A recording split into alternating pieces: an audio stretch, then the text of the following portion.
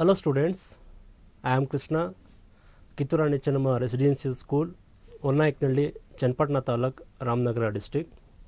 Today in this session, I will tell the most important and the most expected question from all the lessons which may helpful to the student those who are attending the supplementary examination. Okay students, ನಾನು all the best ಹೇಳ್ತಾ ಈ ಒಂದು ಲೆಸನನ್ನು ಡೈರೆಕ್ಟಾಗಿ start ಮಾಡ್ತಾ ಹೋಗ್ತೀನಿ. Dear students, in science subject it's very easy to get passing marks. ಸೈನ್ಸಲ್ಲಿ ತುಂಬ ಈಸಿಯಾಗಿ ನಾವು ಪಾಸಿಂಗ್ ಮಾರ್ಕ್ಸನ್ನು ಸ್ಕೋರ್ ಮಾಡ್ಬೋದು. It is not a difficult task. But ಕೆಲವೊಂದು ಎಫರ್ಟನ್ನು, ಕೆಲವೊಂದು ಟೆಕ್ನಿಕ್ಸನ್ನು ಬಳಸಬೇಕಾಗ್ತಾ ಹೋಗುತ್ತೆ. ನೀವು ಸ್ವಲ್ಪ ಎಫರ್ಟ್ ಹಾಕಿದ್ರೂ ಕೂಡ we can easily get the passing marks. ಏನಪ್ಪ ಟೆಕ್ನಿಕ್ಸ್ ಅಂತ ಇಂಪಾರ್ಟೆಂಟ್ ಏನಿದೆ ಅದನ್ನು ಹೇಳ್ತಾ ಹೋಗ್ತೀನಿ. ಡಿಯರ್ ಸ್ಟೂಡೆಂಟ್ಸ್, ಸೈನ್ಸಲ್ಲಿ ನೀವು ಪಾಸ್ ಆಗಬೇಕು ಅಂದರೆ okay, you have to practice all the 30 diagrams. ನಿಮ್ಗೆ ಆಲ್ರೆಡಿ ಲಿಸ್ಟ್ ಗೊತ್ತಿದೆ 30 ಡಯಾಗ್ರಾಮ್ ಲಿಸ್ಟ್ ಯಾವುದಿದೆ ಅಂತ. So you have to practice all the diagrams with their labelings. ಅವುಗಳ ಲೇಬಲಿಂಗ್ ಸಮೇತ ನೀವು ಆ 12 ಡಯಾಗ್ರಾಮ್ ಅಲ್ಲಿ ಒಂದು 30 ಡಯಾಗ್ರಾಮ್ಸನ್ನು ಕೂಡ ನೀವು ಪ್ರಾಕ್ಟೀಸ್ ಮಾಡಬೇಕಾಗುತ್ತೆ. ಈ 30 ಡಯಾಗ್ರಾಮ್ಸಲ್ಲಿ 12 ಮಾರ್ಕ್ಸ್ಗೆ ನಿಮಗೆ ಡಯಾಗ್ರಾಮಿಂದ ನೀವು ಸ್ಕೋರ್ ಮಾಡುವಂಥ ಮಾರ್ಕ್ಸ್ ಎಷ್ಟು 12 ಅಂತ ಹೇಳ್ತಾ ಹೋಗ್ತೀವಿ. ಟೋಟಲಿ 30 ಡಯಾಗ್ರಾಮ್ಸಲ್ಲಿ 12 ಮಾರ್ಕ್ಸ್ ಬರ್ತಾ ಹೋಗುತ್ತೆ. ಓಕೆ, ಈ 30 ಡಯಾಗ್ರಾಮ್ಸಲ್ಲಿ ಫಿಸಿಕ್ಸಲ್ಲಿ 15 ಡಯಾಗ್ರಾಮ್ಸ್ ಇದೆ, ಕೆಮಿಸ್ಟ್ರಿಯಲ್ಲಿ ಬಂದು 6 ಡಯಾಗ್ರಾಮ್ಸ್ ಇದೆ, ಆ್ಯಂಡ್ ಬಯಾಲಜಿಯಲ್ಲಿ ಬಂದು 9 ಡಯಾಗ್ರಾಮ್ಸ್ ಅಂತ ಹೇಳ್ತೀವಿ.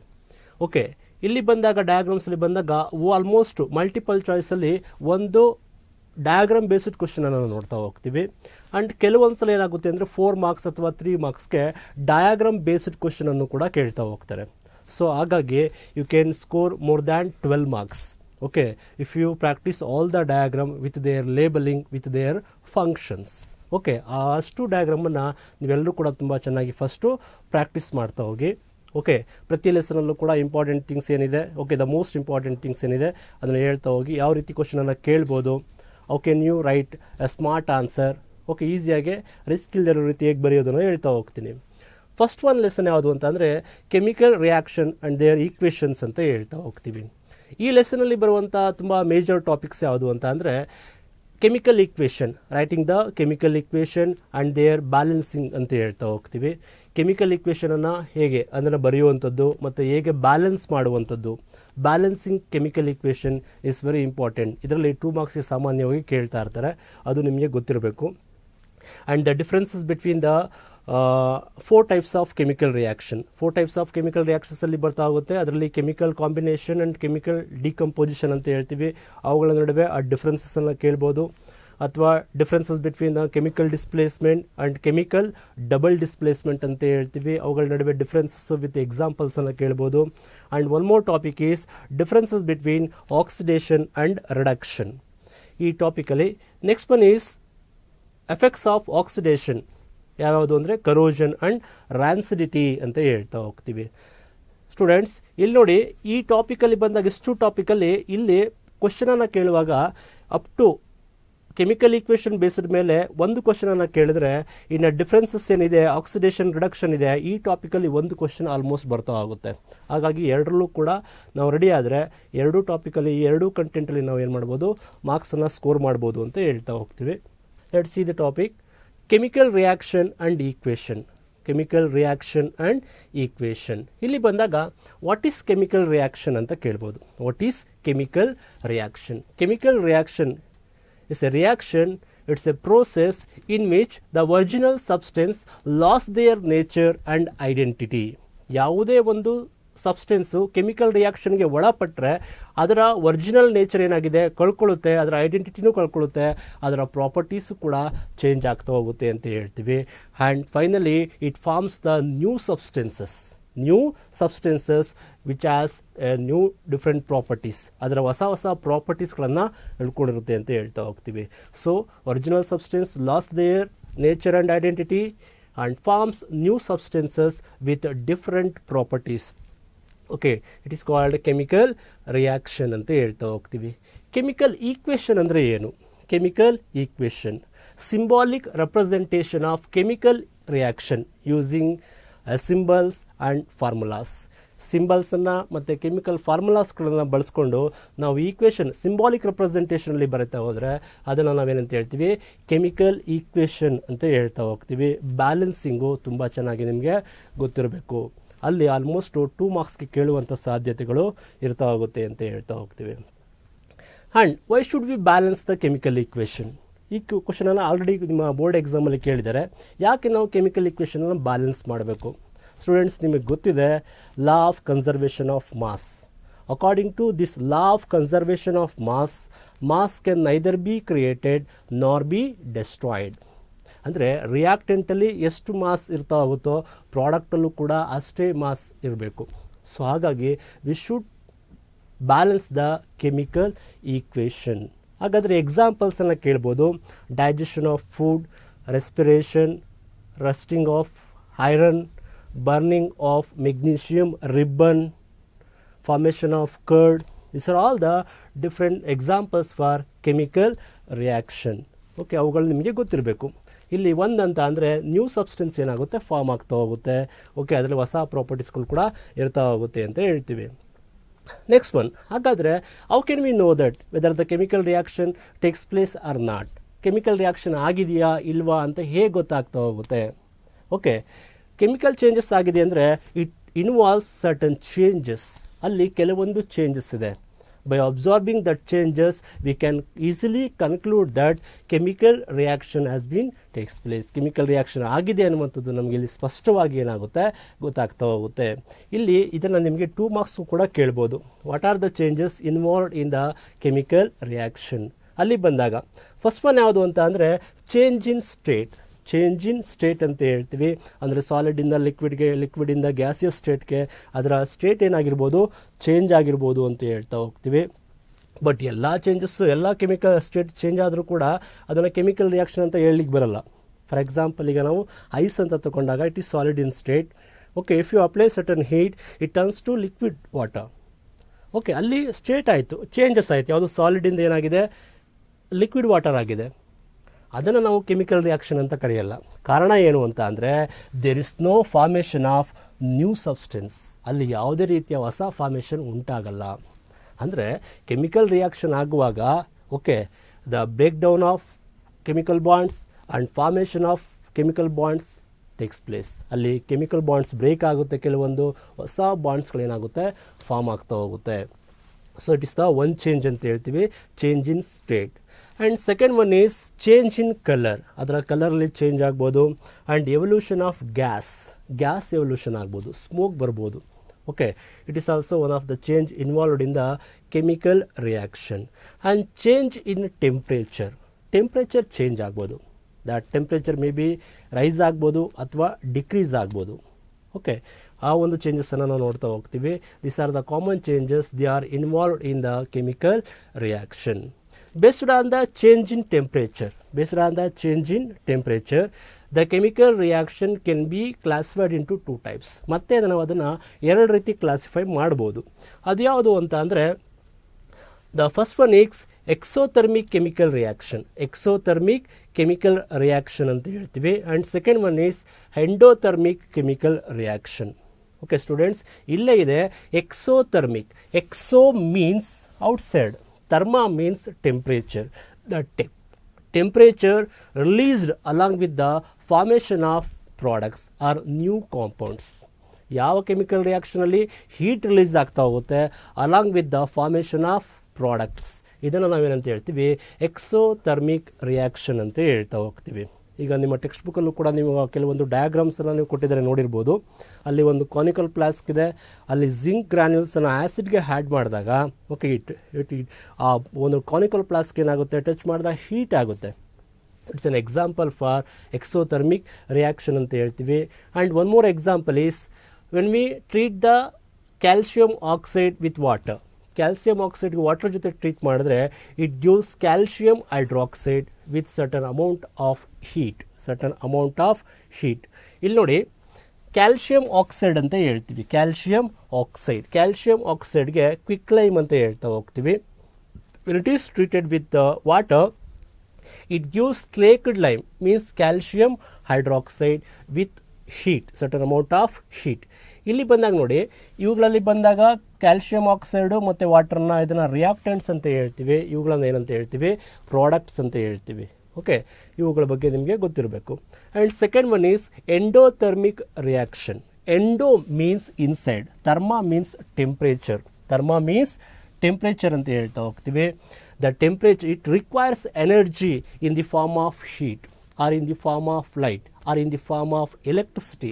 ಯಾವುದೇ ಒಂದು ರೂಪದಲ್ಲಿ itself required certain amount of energy to carry out that chemical reaction. That type of chemical reactions are called endothermic chemical reaction. ಪ್ರತಿಯೊಂದಕ್ಕೂ ಕೂಡ ಒಂದೊಂದು ಎಕ್ಸಾಂಪಲನ್ನು ನೋಡ್ಕೊಳ್ಳಿ. ಇದಕ್ಕೆ ಎಕ್ಸಾಂಪಲ್ಸನ್ನು ನಾವು ನೋಡೋದಾದರೆ calcium carbonate. Okay, if you apply certain heat to the calcium carbonate, it gives calcium oxide and carbon dioxide. Carbon dioxide ಮಕ್ಕಳ ನಿಮಗೆ ಗೊತ್ತಿರ್ಬೋದು, ಇದು ಕ್ಯಾಲ್ಶಿಯಂ ಕಾರ್ಬೋನೇಟ್ ಅಂತ ಹೇಳ್ತೀವಿ. ಕ್ಯಾಲ್ಶಿಯಂ ಕಾರ್ಬೋನೇಟ್ ಅನ್ನುವಂಥದ್ದು ಇದು ನಥಿಂಗ್ ಬಟ್ ಲೈಮ್ ಸ್ಟೋನ್, ಏನು ಸುಣ್ಣದ ಕಲ್ಲು ಅಂತ ಏನು ಹೇಳ್ತೀವಿ, ಅದನ್ನು ಬಳಸ್ತಾ ಹೋಗ್ತೀವಿ. ಸಾಮಾನ್ಯವಾಗಿ ನೀವು ಮೊದಲೆಲ್ಲ ನೋಡಿರ್ಬೋದು, ವೈಟ್ ವಾಶ್ಗೆ ನಾವು ಕ್ಯಾಲ್ಶಿಯಂ ಕಾರ್ಬೋನೇಟನ್ನು ಬಳಸ್ತಾ ಹೋಗ್ತಿದ್ರು. ಆ ಸುಣ್ಣದ ಕಲ್ಲಿಗೆ ಸ್ವಲ್ಪ ನೀರನ್ನು ಹಾಕಿದಾಗ ಹಿಸ್ಸಿಂಗ್ ಸೌಂಡ್ ಬರ್ತಾ ಹೋಗ್ತಿತ್ತು, ಮತ್ತು ಆ ಒಂದು ಗ್ಯಾಸ್ ಕೂಡ ಎವಾಲ್ವ್ ಆಗ್ತಿತ್ತು.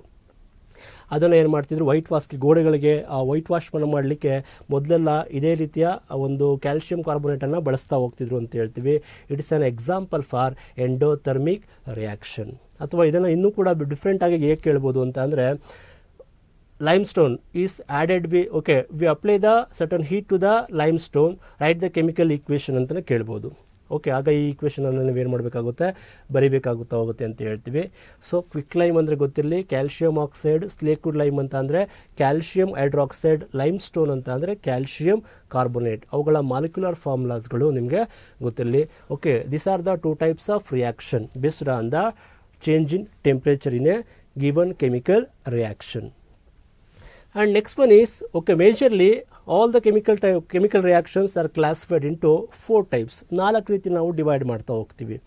ಓಕೆ, ಅದರಲ್ಲಿ ಫಸ್ಟ್ ಒನ್ ಯಾವುದು ಅಂತ ಅಂದರೆ ಕಾಂಬಿನೇಷನ್ ರಿಯಾಕ್ಷನ್ ಅಂತ ಹೇಳ್ತೀವಿ. ಕಾಂಬಿನೇಷನ್ ಇಲ್ಲೇ ಇದೆ, ಕಾಂಬಿನೇಷನ್ ಕಂಬೈನ್ ಆಗುವಂಥದ್ದು ಕಾಂಬಿನೇಷನ್ ರಿಯಾಕ್ಷನ್. ಓಕೆ, ಇಲ್ಲೇನಾಗ್ತಾ ಹೋಗುತ್ತೆ ಅಂತ ಅಂದರೆ 2 or more reactants combine together to form a single product. ಒಂದಕ್ಕಿಂತ ಹೆಚ್ಚು ರಿಯಾಕ್ಟೆಂಟ್ಸು ಕಂಬೈನ್ ಆಗಿ ಸಿಂಗಲ್ ಪ್ರಾಡಕ್ಟ್ ಬಂದರೆ ಅದನ್ನು ಏನಂತ ಹೇಳ್ತೀವಿ, ಕಾಂಬಿನೇಷನ್ ರಿಯಾಕ್ಷನ್ ಅಂತ ಹೇಳ್ತೀವಿ. ಎಕ್ಸಾಂಪಲ್, ಬರ್ನಿಂಗ್ ಆಫ್ ಕೋಲ್. ಬರ್ನಿಂಗ್ ಆಫ್ ಕೋಲ್ ಅಂದರೆ ಕಾರ್ಬನ್ ಕಂಟೈನಿಂಗ್ ಕಾಂಪೌಂಡ್ ಅಂತ ಹೇಳ್ತೀವಿ ಕೋಲ್ ಅನ್ನುವಂಥದ್ದು. When it is burned with the help of oxygen, ನಿಮ್ಗೆ ಗೊತ್ತಿದೆ ಆಕ್ಸಿಜನ್ ಅನ್ನುವಂಥದ್ದು. ಓಕೆ, ಸಪೋರ್ಟರ್ ಅಂತ ಹೇಳ್ತೀವಿ. Okay, it gives carbon dioxide, single product ಮಾತ್ರ ಬಂದಿದೆ. Okay, it's an example for combination reaction. And second one is decomposition reaction. Decomposition reaction ಇಲ್ಲೇ ಇದೆ. Decompose means divided ಅಂತ ಹೇಳ್ತಾ ಹೋಗ್ತೀವಿ. ಅಂತಂದರೆ complex compound okay get converted into simpler substances. Simple substances ಆಗಿ 2 or more simple substances ಆಗಿ convert ಆಗುವಂತಹ reaction ಅಂತ ಹೇಳ್ತಾ ಹೋಗ್ತೀವಿ. Decomposition reaction. Here A compound splits into 2 or more simple substances is called decomposition reaction. Okay, to carry out this decomposition reaction itself, it needs certain amount of energy. Okay, certain amount of energy na require ಮಾಡ್ತಾ ಹೋಗುತ್ತೆ from the surroundings. Energy ಯಾವ ಫಾರ್ಮಲ್ಲಿ ಇರುತ್ತೆ, or it may be in the form of heat, or it may be in the form of electricity, or it may be in the form of light, sunlight. Okay, ಹಾಗಾಗಿ ಈ ಒಂದು this type of chemical ರಿಯಾಕ್ಷನನ್ನು ಮತ್ತೆ again classified into 3 types ಅಂತ ಹೇಳ್ತಾ ಹೋಗ್ತೀವಿ. Decomposition ರಿಯಾಕ್ಷನಲ್ಲಿ 3 types of chemical ರಿಯಾಕ್ಷನನ್ನು ನಾವು ನೋಡ್ತಾ ಹೋಗ್ತೀವಿ. ಮೊದಲನೇದು ಯಾವುದು ಅಂದರೆ thermal decomposition. Thermal decomposition. Here the decomposition reaction carried out by using heat. ಹೀಟನ್ನು ಬಳಸ್ಕೊಂಡು ಡಿಕಂಪೋಸಿಷನ್ ರಿಯಾಕ್ಷನ್ ಆಗ್ತಾ ಹೋಗುತ್ತೆ. ಇದನ್ನು ಥರ್ಮಲ್ ಡಿಕಂಪೋಸಿಷನ್. ಇಲ್ಲೇ ಇದೆ ಥರ್ಮಾ ಟೆಂಪ್ರೇಚರ್ ಬಳಸ್ಕೊಂಡು ಡಿಕಂಪೋಸಿಷನ್ ರಿಯಾಕ್ಷನ್ ಆಗುವಂಥದ್ದು. ಇದನ್ನು ಥರ್ಮಲ್ ಡಿಕಂಪೋಸಿಷನ್ ರಿಯಾಕ್ಷನ್ ಅಂತ ಹೇಳ್ತೀವಿ. ಎಕ್ಸಾಂಪಲ್ ಆಲ್ರೆಡಿ ನೋಡಿದ್ವಿ. When we apply heat to calcium carbonate, it gives calcium oxide and carbon dioxide. It's an example for thermal decomposition reaction. And second one is electrolytic decomposition. Electrolytic. Here means the energy supplied to carry out this decomposition reaction is in the form of electricity. ಎಲೆಕ್ಟ್ರಿಸಿಟಿಯನ್ನು pass ಮಾಡಿ ನಾವು ಆ decomposition reaction ಮಾಡುವಂಥದ್ದು. For example, if you supply the electricity to a water molecule, it gives hydrogen and oxygen. Hydrogen ಗ್ಯಾಸನ್ನು ಮತ್ತು ಆಕ್ಸಿಜನನ್ನು ಏನು ಮಾಡುತ್ತೆ, evolve ಮಾಡ್ತಾ ಹೋಗುತ್ತೆ ಅಂತ ಹೇಳ್ತೀವಿ. And third one is photolytic decomposition. Photolytic, photo means light ಅಂತ ಹೇಳ್ತೀವಿ. It means in the form of sunlight ಆಗಿರ್ಬೋದು. ಓಕೆ, ಸನ್ಲೈಟನ್ನು ಬಳಸ್ಕೊಂಡು ಡಿಕಂಪೋಸಿಷನ್ ಆಗೋದನ್ನು ನೋಡ್ತಾ ಹೋಗ್ತೀವಿ. ಎಕ್ಸಾಂಪಲ್ ಯಾವುದು ಅಂತ ಅಂದರೆ silver chloride when it is expose to a sunlight. ಇದನ್ನು ನಿಮಗೆ ನೋಡಿರ್ಬೋದು, ನಿಮ್ಮ ಟೆಕ್ಸ್ಟ್ ಬುಕ್ಕಲ್ಲೂ ಕೂಡ ಇದರ ಪಿಕ್ಚರನ್ನು ಕೊಟ್ಟಿದ್ದಾರೆ. ಓಕೆ, ಒಂದು ಬೌಲಲ್ಲಿ ಸಿಲ್ವರ್ ಕ್ಲೋರೈಡನ್ನು ಇಟ್ಟು ಆ ವಿಂಡೋಯಿಂದ ಸನ್ಲೈಟ್ ಫಾಲ್ ಆಗ್ತಿರೋ ರೀತಿ ಒಂದು ಪಿಕ್ಚರನ್ನು ಕೊಟ್ಟಿದ್ದಾರೆ. ಅದೇನಾಗುತ್ತೆ ಅಂತ ಅಂದರೆ ಫೈನಲಿ ಸಿಲ್ವರ್ ಮತ್ತು ಕ್ಲೋರಿನ್ ಆಗಿ ಏನಾಗುತ್ತೆ, ಪ್ರಾಡಕ್ಟ್ಸ್ಗಳು ಫಾರ್ಮ್ ಆಗ್ತಾ ಹೋಗುತ್ತೆ ಅಂತ ಹೇಳ್ತೀವಿ. ಇಲ್ಲಿ ಇನ್ನೊಂದು ರೀತಿ ಅಪ್ಲಿಕೇಶನ್ ಲೆವೆಲ್ ಕ್ವಶನನ್ನು ಕೂಡ ಕೇಳ್ಬೋದು. Suppose if you expose the silver chloride to sunlight, what happens, what will you observe ಅಂತ ಕೇಳ್ಬೋದು. And write the chemical equation ಅಂತಲೂ ಕೇಳ್ಬೋದು. Means silver chloride AgCl when it is exposed to sunlight it gives to silver and chlorine gas. ಮತ್ತು ಇನ್ನೊಂದು ಏನು ಅಂತ ಅಂದರೆ ಇಲ್ಲಿ ಸಿಲ್ವರ್ ಕ್ಲೋರೈಡ್ ಅನ್ನುವಂಥದ್ದು white ಕಲರಲ್ಲಿರುತ್ತೆ. when it is exposed to sunlight it turns to grey color. Grey ಕಲರ್ಗೆ ಏನಾಗುತ್ತೆ, turn ಆಗ್ತಾ ಹೋಗುತ್ತೆ. ಇದೇ ರೀತಿ ಇನ್ನೊಂದನ್ನು ಸಿಲ್ವರ್ ಬ್ರೋಮೈಡನ್ನು ಕೂಡ ತೊಗೋಬೋದು. ಓಕೆ, ಅದು ಕೂಡ ಏನಾಗುತ್ತೆ, ಬ್ರೋಮಿನ್ ಮತ್ತು ಕ್ಲೋರಿನನ್ನು ಕೊಡ್ತಾ ಹೋಗುತ್ತೆ ಅಂತ ಹೇಳ್ತಾ ಹೋಗ್ತೀವಿ. ಅದನ್ನು ವೈಟ್ ಆ್ಯಂಡ್ ಬ್ಲ್ಯಾಕ್ ಫೋಟೋಗ್ರಫಿಯಲ್ಲೂ ಕೂಡ ಏನು ಮಾಡ್ತಾರೆ, ಸಾಮಾನ್ಯವಾಗಿ ಬಳಸ್ತಾ ಹೋಗ್ತೀವಿ. Okay, both can give an example for photolytic decomposition. ಮಕ್ಕಳ ಈ ಕ್ವಶನ್ ಅನ್ನುವಂಥದ್ದು ಆಲ್ರೆಡಿ 3 ಮಾರ್ಕ್ಸ್ಗೆ ಬಂದಿದೆ. ಓಕೆ, ತುಂಬ ಈಸಿ ಇದೆ. Decomposition carried out by supplying certain amount of energy. Energy is maybe in the form of heat, in the form of electricity, or it may be in the form of photo, means sunlight ಅಂತ ಹೇಳ್ತೀವಿ. ಇದು ತುಂಬ important question ಅಂತ ಹೇಳ್ತಾ ಹೋಗ್ತೀವಿ. Next move on to third type of chemical reaction is displacement reaction. Displacement reaction, the chemical reaction in which more reactive element displaces less reactive element from its salt solution. Okay, ಇಲ್ಲಿ more reactive element ಏನು ಮಾಡುತ್ತೆ, less ರಿಯಾಕ್ಟಿವನ್ನು replace ಮಾಡ್ತಾ ಹೋಗುತ್ತೆ. Okay, ಇದನ್ನು ಏನಂತ ಹೇಳ್ತೀವಿ, displacement reaction ಅಂತ ಹೇಳ್ತೀವಿ. For example, when we dip the iron nail to the copper sulphate solution, it gives iron sulphate plus copper. Okay, ಇದ್ರ ಮೇಲೂ ಕೂಡ ಕ್ವಶನನ್ನು ಕೇಳಿದ್ದಾರೆ. Okay, what will you observe if you dip an iron nail to a copper sulphate solution. Copper sulphate ಸೊಲ್ಯೂಷನ್ಗೆ iron ನೇಲನ್ನು dip ಮಾಡಿದ್ರೆ ಏನನ್ನು observe ಮಾಡ್ತೀರಾ? Write the balanced chemical equation ಅಂತ ಕೇಳ್ಬೋದು. ಸೊ ನಿಮ್ಗೆ ಗೊತ್ತಿರಬೇಕು, ಕಾಪರ್ ಸಲ್ಫೇಟ್ ಅನ್ನುವಂಥದ್ದು ಬ್ಲೂ ಕಲರ್ ಸೊಲ್ಯೂಷನ್ ಅಂತ ಹೇಳ್ತಾ ಹೋಗ್ತೀವಿ. ಓಕೆ, ಫೆರಸ್ ಸಲ್ಫೇಟನ್ನು ಕೊಡ್ತಾ ಹೋಗುತ್ತೆ ಆ್ಯಂಡ್ ಕಾಪರನ್ನು ಏನು ಮಾಡುತ್ತೆ, ಕೊಡ್ತಾ ಹೋಗುತ್ತೆ. ಆ ಈಕ್ವೇಷನ್ ನಿಮಗೆ ಗೊತ್ತಿರ್ಬೋದು. ಅಂತ ಅಂದರೆ ಇಲ್ಲಿ ಐರನ್ ಏನು ಮಾಡುತ್ತೆ ಅಂದರೆ ವಿಚ್ ಡಿಸ್ಪ್ಲೇಸ್ ದ ಕಾಪರ್ ಅಂತ ಹೇಳ್ತಾ ಹೋಗ್ತೀವಿ. ಕಾಪರನ್ನು ಏನು ಮಾಡುತ್ತೆ, ಡಿಸ್ಪ್ಲೇಸ್ ಮಾಡ್ತಾ ಹೋಗುತ್ತೆ. ಫೆರಸ್ ಸಲ್ಫೇಟನ್ನು ಕೊಟ್ಟು ಕಾಪರ್ ಏನು ಮಾಡುತ್ತೆ, ಫಾರ್ಮ್ ಆಗ್ತಾ ಹೋಗುತ್ತೆ ಅಂತ ಹೇಳ್ತೀವಿ. ಆಗ ನಾವು ಆ ಐರನ್ ಮೇಲೆ ನಾವು ನೋಡ್ಬೋದು ಕೆಲವೊಂದು ಆ ಬ್ರೌನ್ ಕಲರ್ ಕೋಟಿಂಗ್ ಇರೋದನ್ನು ನೋಡ್ಬೋದು. ದಟ್ ಈಸ್ ಫೆರಸ್ ಸಲ್ಫೇಟ್ ಅಂತ ಹೇಳ್ತಾ ಹೋಗ್ತೀವಿ. And fourth type of chemical equation is double displacement reaction. Double displacement reaction, here the new compounds R formed by mutual exchange of ions. Mutual exchange of ions between two compounds ಅಂತ ಹೇಳ್ತೀವಿ. ಎರಡು elements ನಡುವೆ mutual ಆಗಿ radicals ಏನಾಗುತ್ತೆ, change ಆಗ್ತಾ ಹೋಗುತ್ತೆ. ಅದನ್ನು ಏನಂತ ಹೇಳ್ತೀವಿ, double displacement reaction. Next topic is oxidation and reduction ಅಂತ ಹೇಳ್ತೀವಿ. ತುಂಬ ಇಂಪಾರ್ಟೆಂಟ್ ಟಾಪಿಕ್ಕು. ಈ ಟಾಪಿಕಲ್ಲಿ ಆಲ್ಮೋಸ್ಟ್ ಒಂದು ಕ್ವಶನನ್ನು ನಿಮಗೆ ಕೇಳ್ತಾ ಇರ್ತಾರೆ ಸಾಮಾನ್ಯವಾಗಿ. ಓಕೆ, ಆಕ್ಸಿಡೇಷನ್ ಅಂದರೆ ಏನಂತ ಗೊತ್ತಿರಬೇಕು. Oxidation means gaining of oxygen or losing of hydrogen during a chemical reaction. Okay, ಇಲ್ಲಿ ಒಂದು ಎಕ್ಸಾಂಪಲ್ಸನ್ನು ಕೊಟ್ಟಿದ್ದಾರೆ ನೋಡಿ. ಕಾಪರ್ ಆಕ್ಸೈಡ್ ಅಂತ ಹೇಳ್ತೀವಿ. when it is reacted with a water molecule it gives copper and water. Here the copper loss oxygen, here the hydrogen receive one oxygen. ಇಲ್ಲಿ ಬಂದಾಗ oxygen ಏನಾಗಿದೆ, ಒಂದು ಕಾಪರಿಂದ ಹೈಡ್ರೋಜನ್ ಜೊತೆ ಕಂಬೈನ್ ಆಗಿದೆ ಅಂತ ಹೇಳ್ತೀವಿ. So hydrogen is oxidised and carbon dioxide is reduced. Reduced means ಅಂತ ಹೇಳ್ತಾ ಹೋಗ್ತೀವಿ. Reduced means gaining of oxygen, gaining of hydrogen or losing of oxygen ಅಂತ ಹೇಳ್ತಾ ಹೋಗ್ತೀವಿ. Oxidation means gaining of oxygen, ಆಕ್ಸಿಜನನ್ನು ಪಡ್ಕೊಳ್ಳುತ್ತೆ. ಯಾವುದು ಆಕ್ಸಿಡೈಸ್ ಆಗಿದೆ ಇಲ್ಲಿ ಬಂದಾಗ ಹೈಡ್ರೋಜನ್ ಅಂತ ಹೇಳ್ತೀವಿ. It gains one water oxygen molecule, it get oxidized. Here the copper oxide lost one oxygen molecules, it means it get reduced ಅಂತ ಹೇಳ್ತಾ ಹೋಗ್ತೀವಿ. ಇದೇ ಈಕ್ವೇಷನ್ ಅಲ್ಲಿ ಬಂದಾಗ oxidising agent and reducing agent ಅಂತ ಕೇಳ್ತಾ ಹೋಗ್ತಾರೆ. ಆಲ್ಮೋಸ್ಟ್ ಯಾವುದು ಆಕ್ಸಿಡೈಸರ್ ಆಗಿರುತ್ತೋ ಅದೇನೇ ರೆಡ್ಯೂಸಿಂಗ್ ಏಜೆಂಟ್ ಆಗಿರುತ್ತೆ. So hydrogen is the reducing agent here and copper oxide is the oxidising agent and reducing agent ಅಂತ ನಿಮ್ಗೆ ಗೊತ್ತಿರಬೇಕು. ಆ ಒಂದು ಸಾಮಾನ್ಯವಾಗಿ ಈ ಕ್ವೆಶನನ್ನು ಕೇಳ್ತಾ ಹೋಗ್ತಾರೆ. ಇಲ್ಲಿ ನಾವು ನೋಡಿದಾಗ ಒಂದೇ ಈಕ್ವೇಷನಲ್ಲಿ one copper oxide get reduced and hydrogen get oxidised ಎರಡೂ ಕೂಡ ಆಗ್ತಾ ಇದೆ. ಇದನ್ನು ರೆಡಾಕ್ಸ್ ಕೆಮಿಕಲ್ ರಿಯಾಕ್ಷನ್ ಅಂತಲೂ ಕೂಡ ಹೇಳ್ತಾ ಹೋಗ್ತೀವಿ. ರೆಡಾಕ್ಸ್ ಕೆಮಿಕಲ್ ರಿಯಾಕ್ಷನ್ ಎರಡಕ್ಕೂ ಕೂಡ ಎಕ್ಸಾಂಪಲ್ ಆಗಿ ಈ ಈಕ್ವೇಷನನ್ನು ನಾವು ಬರಿಬೋದು. ಹಾಗಾದರೆ ಎಫೆಕ್ಟ್ಸ್ ಆಫ್ ಆಕ್ಸಿಡೇಷನ್ ಅಂತ ಹೇಳ್ತಾ ಹೋಗ್ತೀವಿ. ಆ್ಯಂಡ್ ಟು ಎಫೆಕ್ಟ್ಸಲ್ಲಿ ಬಂದಾಗ ಟೂ ಎಫೆಕ್ಟ್ಸ್ ಆಗ್ತಾ ಹೋಗುತ್ತೆ. ಯಾವುದು ಅಂದರೆ ಕರೋಷನ್ ಆ್ಯಂಡ್ ರ್ಯಾನ್ಸಿಡಿಟಿ ಅಂತ ಹೇಳ್ತೀವಿ. ಕರೋಷನ್ ಗೊತ್ತಿದೆ ನಿಮಗೆ.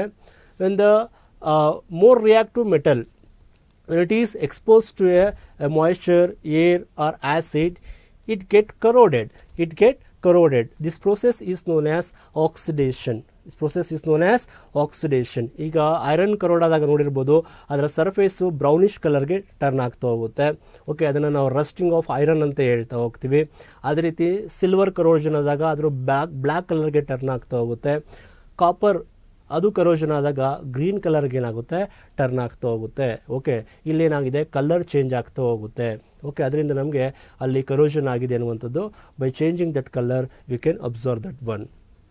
ಹಾಗಾದರೆ how can we prevent that one? ಹಾಗಾದರೆ ಪ್ರಿವೆಂಟ್ ಮಾಡುವಂಥದ್ದು ಹೇಗೆ ಅಂತಂದರೆ, first one is galvanisation and painting ಅಂತ ಹೇಳ್ತೀವಿ. ಗ್ಯಾಲ್ವನೈಸೇಷನ್ ಅಂತ ಹೇಳ್ತೀವಿ ಅಂದರೆ coating of one layer over the another ಅಂತ ಹೇಳ್ತಾ ಹೋಗ್ತೀವಿ. ಅದರ ಮೇಲೆ ಕೋಟಿಂಗ್ ಒಂದು ಲೇಯರನ್ನು ಮತ್ತೊಂದು ಲೇಯರನ್ನು ಏನು ಮಾಡೋದು, ಕೋಟಿಂಗನ್ನು ಮಾಡುವಂಥದ್ದು. ಫಾರ್ ಎಕ್ಸಾಂಪಲ್ ಈಗ ಐರನ್ ವಾಟರ್ ಪೈಪ್ಸ್ ಬರ್ತಾ ಹೋಗುತ್ತೆ, ಐರನ್ ವಾಟರ್ ಪೈಪ್ಸ್, ಅದರ ಮೇಲೆ ಜಿಂಕ್ ಆಕ್ಸೈಡನ್ನು ಕೋಟಿಂಗ್ ಮಾಡುವಂಥದ್ದು. ಓಕೆ, ಆ ಪ್ರೋಸೆಸ್ಸನ್ನು ಗ್ಯಾಲ್ವನೈಸೇಷನ್ ಅಂತ ಹೇಳ್ತಾ ಹೋಗ್ತೀವಿ. ಅಥವಾ ಪೇಂಟಿಂಗ್ ನೀವು ನೋಡಿರ್ಬೋದು ಮನೆಗಳಲ್ಲಿ ಬಂದಾಗ ಅಥವಾ ಬೇರೆ ಕಡೆಲ್ಲ ನಾವು ಎಲ್ಲ ಒಂದು ಐರನ್ ಅಥವಾ ಮೆಟಾಲಿಕ್ ಸರ್ಫೇಸ್ಗಳಿಗೆ ಪೇಂಟಿಂಗನ್ನು ಮಾಡ್ತಾ ಹೋಗ್ತೀವಿ. ಒಂದು ಉದ್ದೇಶ ಏನು ಅಂತ ಅಂದರೆ ಟು ಪ್ರಿವೆಂಟ್ ಕರೋಷನ್, ಅದು ರಸ್ಟ್ ಆಗದೇ ಇರಲಿ ಐರನಲ್ಲಿ ಆ್ಯಂಡ್ ಅದರ್ ಮೆಟಲ್ಸಲ್ಲಿ. To prevent that corrosion we do painting ಅಂತ ಹೇಳ್ತಾ ಹೋಗ್ತೀವಿ. And second effect of oxidation is rancidity ಅಂತ ಹೇಳ್ತಾ ಹೋಗ್ತೀವಿ. Rancidity means slow oxidation of oil food materials, change in their smell and taste ಅಂತ. ಅಂದರೆ if you expose the oil food to the atmosphere for long time, actually that they change their odour, ಅದರ smell ಏನಾಗುತ್ತೆ, change ಆಗ್ತಾ ಹೋಗುತ್ತೆ, ಅದರ taste ಕೂಡ change ಆಗ್ತಾ ಹೋಗುತ್ತೆ. This is because of rancidity ಅಂತ ಹೇಳ್ತೀವಿ. ಓಕೆ, ಹಾಗಾದರೆ ಅದರ ಪ್ರಿವೆಂಟಿವ್ ಮೆಸರ್ಸನ್ನು ನಾವು ನೋಡೋದಾದರೆ, packing of food materials in air tight container ಅಂತ. ಅಂದರೆ ಯಾವುದೇ ಫುಡ್ಡನ್ನು ನಾವು ಎಕ್ಸ್ಪೋಸ್ ಮಾಡೋ ಬದಲು ಹೇರ್ಗೆ ಅದನ್ನು ಏರ್ ಟೈಟ್ ಕಂಟೈನರ್ಲಿ ನಾವು ಟೈಟಾಗಿ ಏನು ಮಾಡುವಂಥದ್ದು, ಕೀಪ್ ಅಪ್ ಮಾಡುವಂಥದ್ದು.